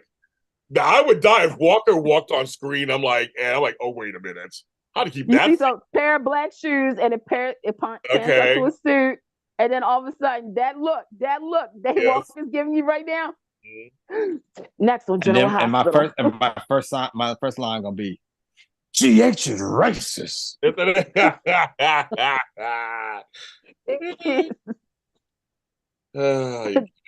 then again, what if James, cover your ears? No, don't you put that to your lips. Don't even try to say it into the air. Wait a minute, I'm gonna put this out. I'm gonna say this right now. That person, I saw people say that. I know. I did too. I would scream. I will pass out. That would be the most ultimate troll. That would be. Oh, that would be such a troll if you like the fans will love him, and that's who it. Let's And see. I'm telling you, Baby, I might send Frank some flowers that day. No, and you heard so what- here's the thing. No, here's the thing, kids. Here's the thing, because I saw some people try to speak that into truth. And I saw that, and I was like, I swear to God, LA's gonna have a giant 10.5 earthquake if that happens. Because James Lott Jr., his big ass is going over to Prospect Studios, and it will be a problem. I know where they work. And wait a minute, and was it? Yeah, it was Dan. Okay, I did have something to say about writing. Dan O'Connor was shady as on the what by saying the ratings. Like when we wrote, it was 2 million viewers, and I'm like, you were so wrong for that, Dan. But I see what you're saying. Mm-hmm. Like, and then you had, and by the way, that gentleman that was up there with Dan is not Chris. That wasn't Chris. That was Dan Rupert, David Rupert, and Elizabeth Court. So that was them, but that wasn't Chris. Chris came late to the party. Child, who was that man that was sitting with Rob? Huh? I don't know. He was cute. I don't know. Oh, that little young boy. I said, what's going on here? I don't know. There was a lot of great looking people. Brooke There was some Kerr. good people there. There were some good people there. I was like, oh, yeah. I mean, everybody That looked is. good. Nobody rolled out of bed. Thank God. They did show up. See, Leopard's trying to say it. See, I'm like Whoopi Goldberg. She said Donald Trump's name recently, just when he got those 34 counts. He goes, I'm gonna say it one more time. And he said it. And I was like, okay, I don't say homeboy's name. I don't, it's like Beetlejuice. I don't say it. Because I don't want to entertain that thought at all. I swear to God, I don't want to entertain that thought. No. Flobo still in the chat. Okay, folks, we almost start this before we go, because I know it's late for you guys back east. The whole brouhaha over Frank Valentini. It's kind of disturbing a little bit. It went from like kind of funny a little bit to like really mean spirited and very actually. I don't engage. Yeah. I don't engage in people's health speculation. Yeah. What was the Frank? I said something. I said something, and then I may or may not have done a Spaces on Sunday, but after that, I kind of said nothing else. I didn't comment on it. We're gonna say, Gerry. What are you gonna say? What was the Frank Valentini thing? Because they say they thought maybe he was sick or he was on drugs, or like this is the way he was nervously talking, he was sweating. And all I said to a couple people off camera, I'm like, well, some people already have anxiety talking in front of people. He doesn't do that all the time. I'm like, I think people are going so mean on it, like so hard on it. I'm like, you have no idea what somebody's going through. Obviously, you can not like the show or his producing or whatever, but I'm like, that's a little too personal to me. I was like, I'm not engaging in that part. Yeah, well, see, with his fast talking at the end, I was just thinking, okay, he knows it's the last award of the night. He's seen other award shows where people have been cut off mid-speech at the end of the night. Yeah. So maybe he's just rushing through to get it all over within the time frame. I just think it's disgusting to like almost take joy in like the possibility that there's something wrong with someone's life because you're not getting what you want on a fucking soap opera. I agree. Like it's something disgusting in your head, and you need to seek like professional help. I agree with that. And I came from a place of concern. I'll be honest.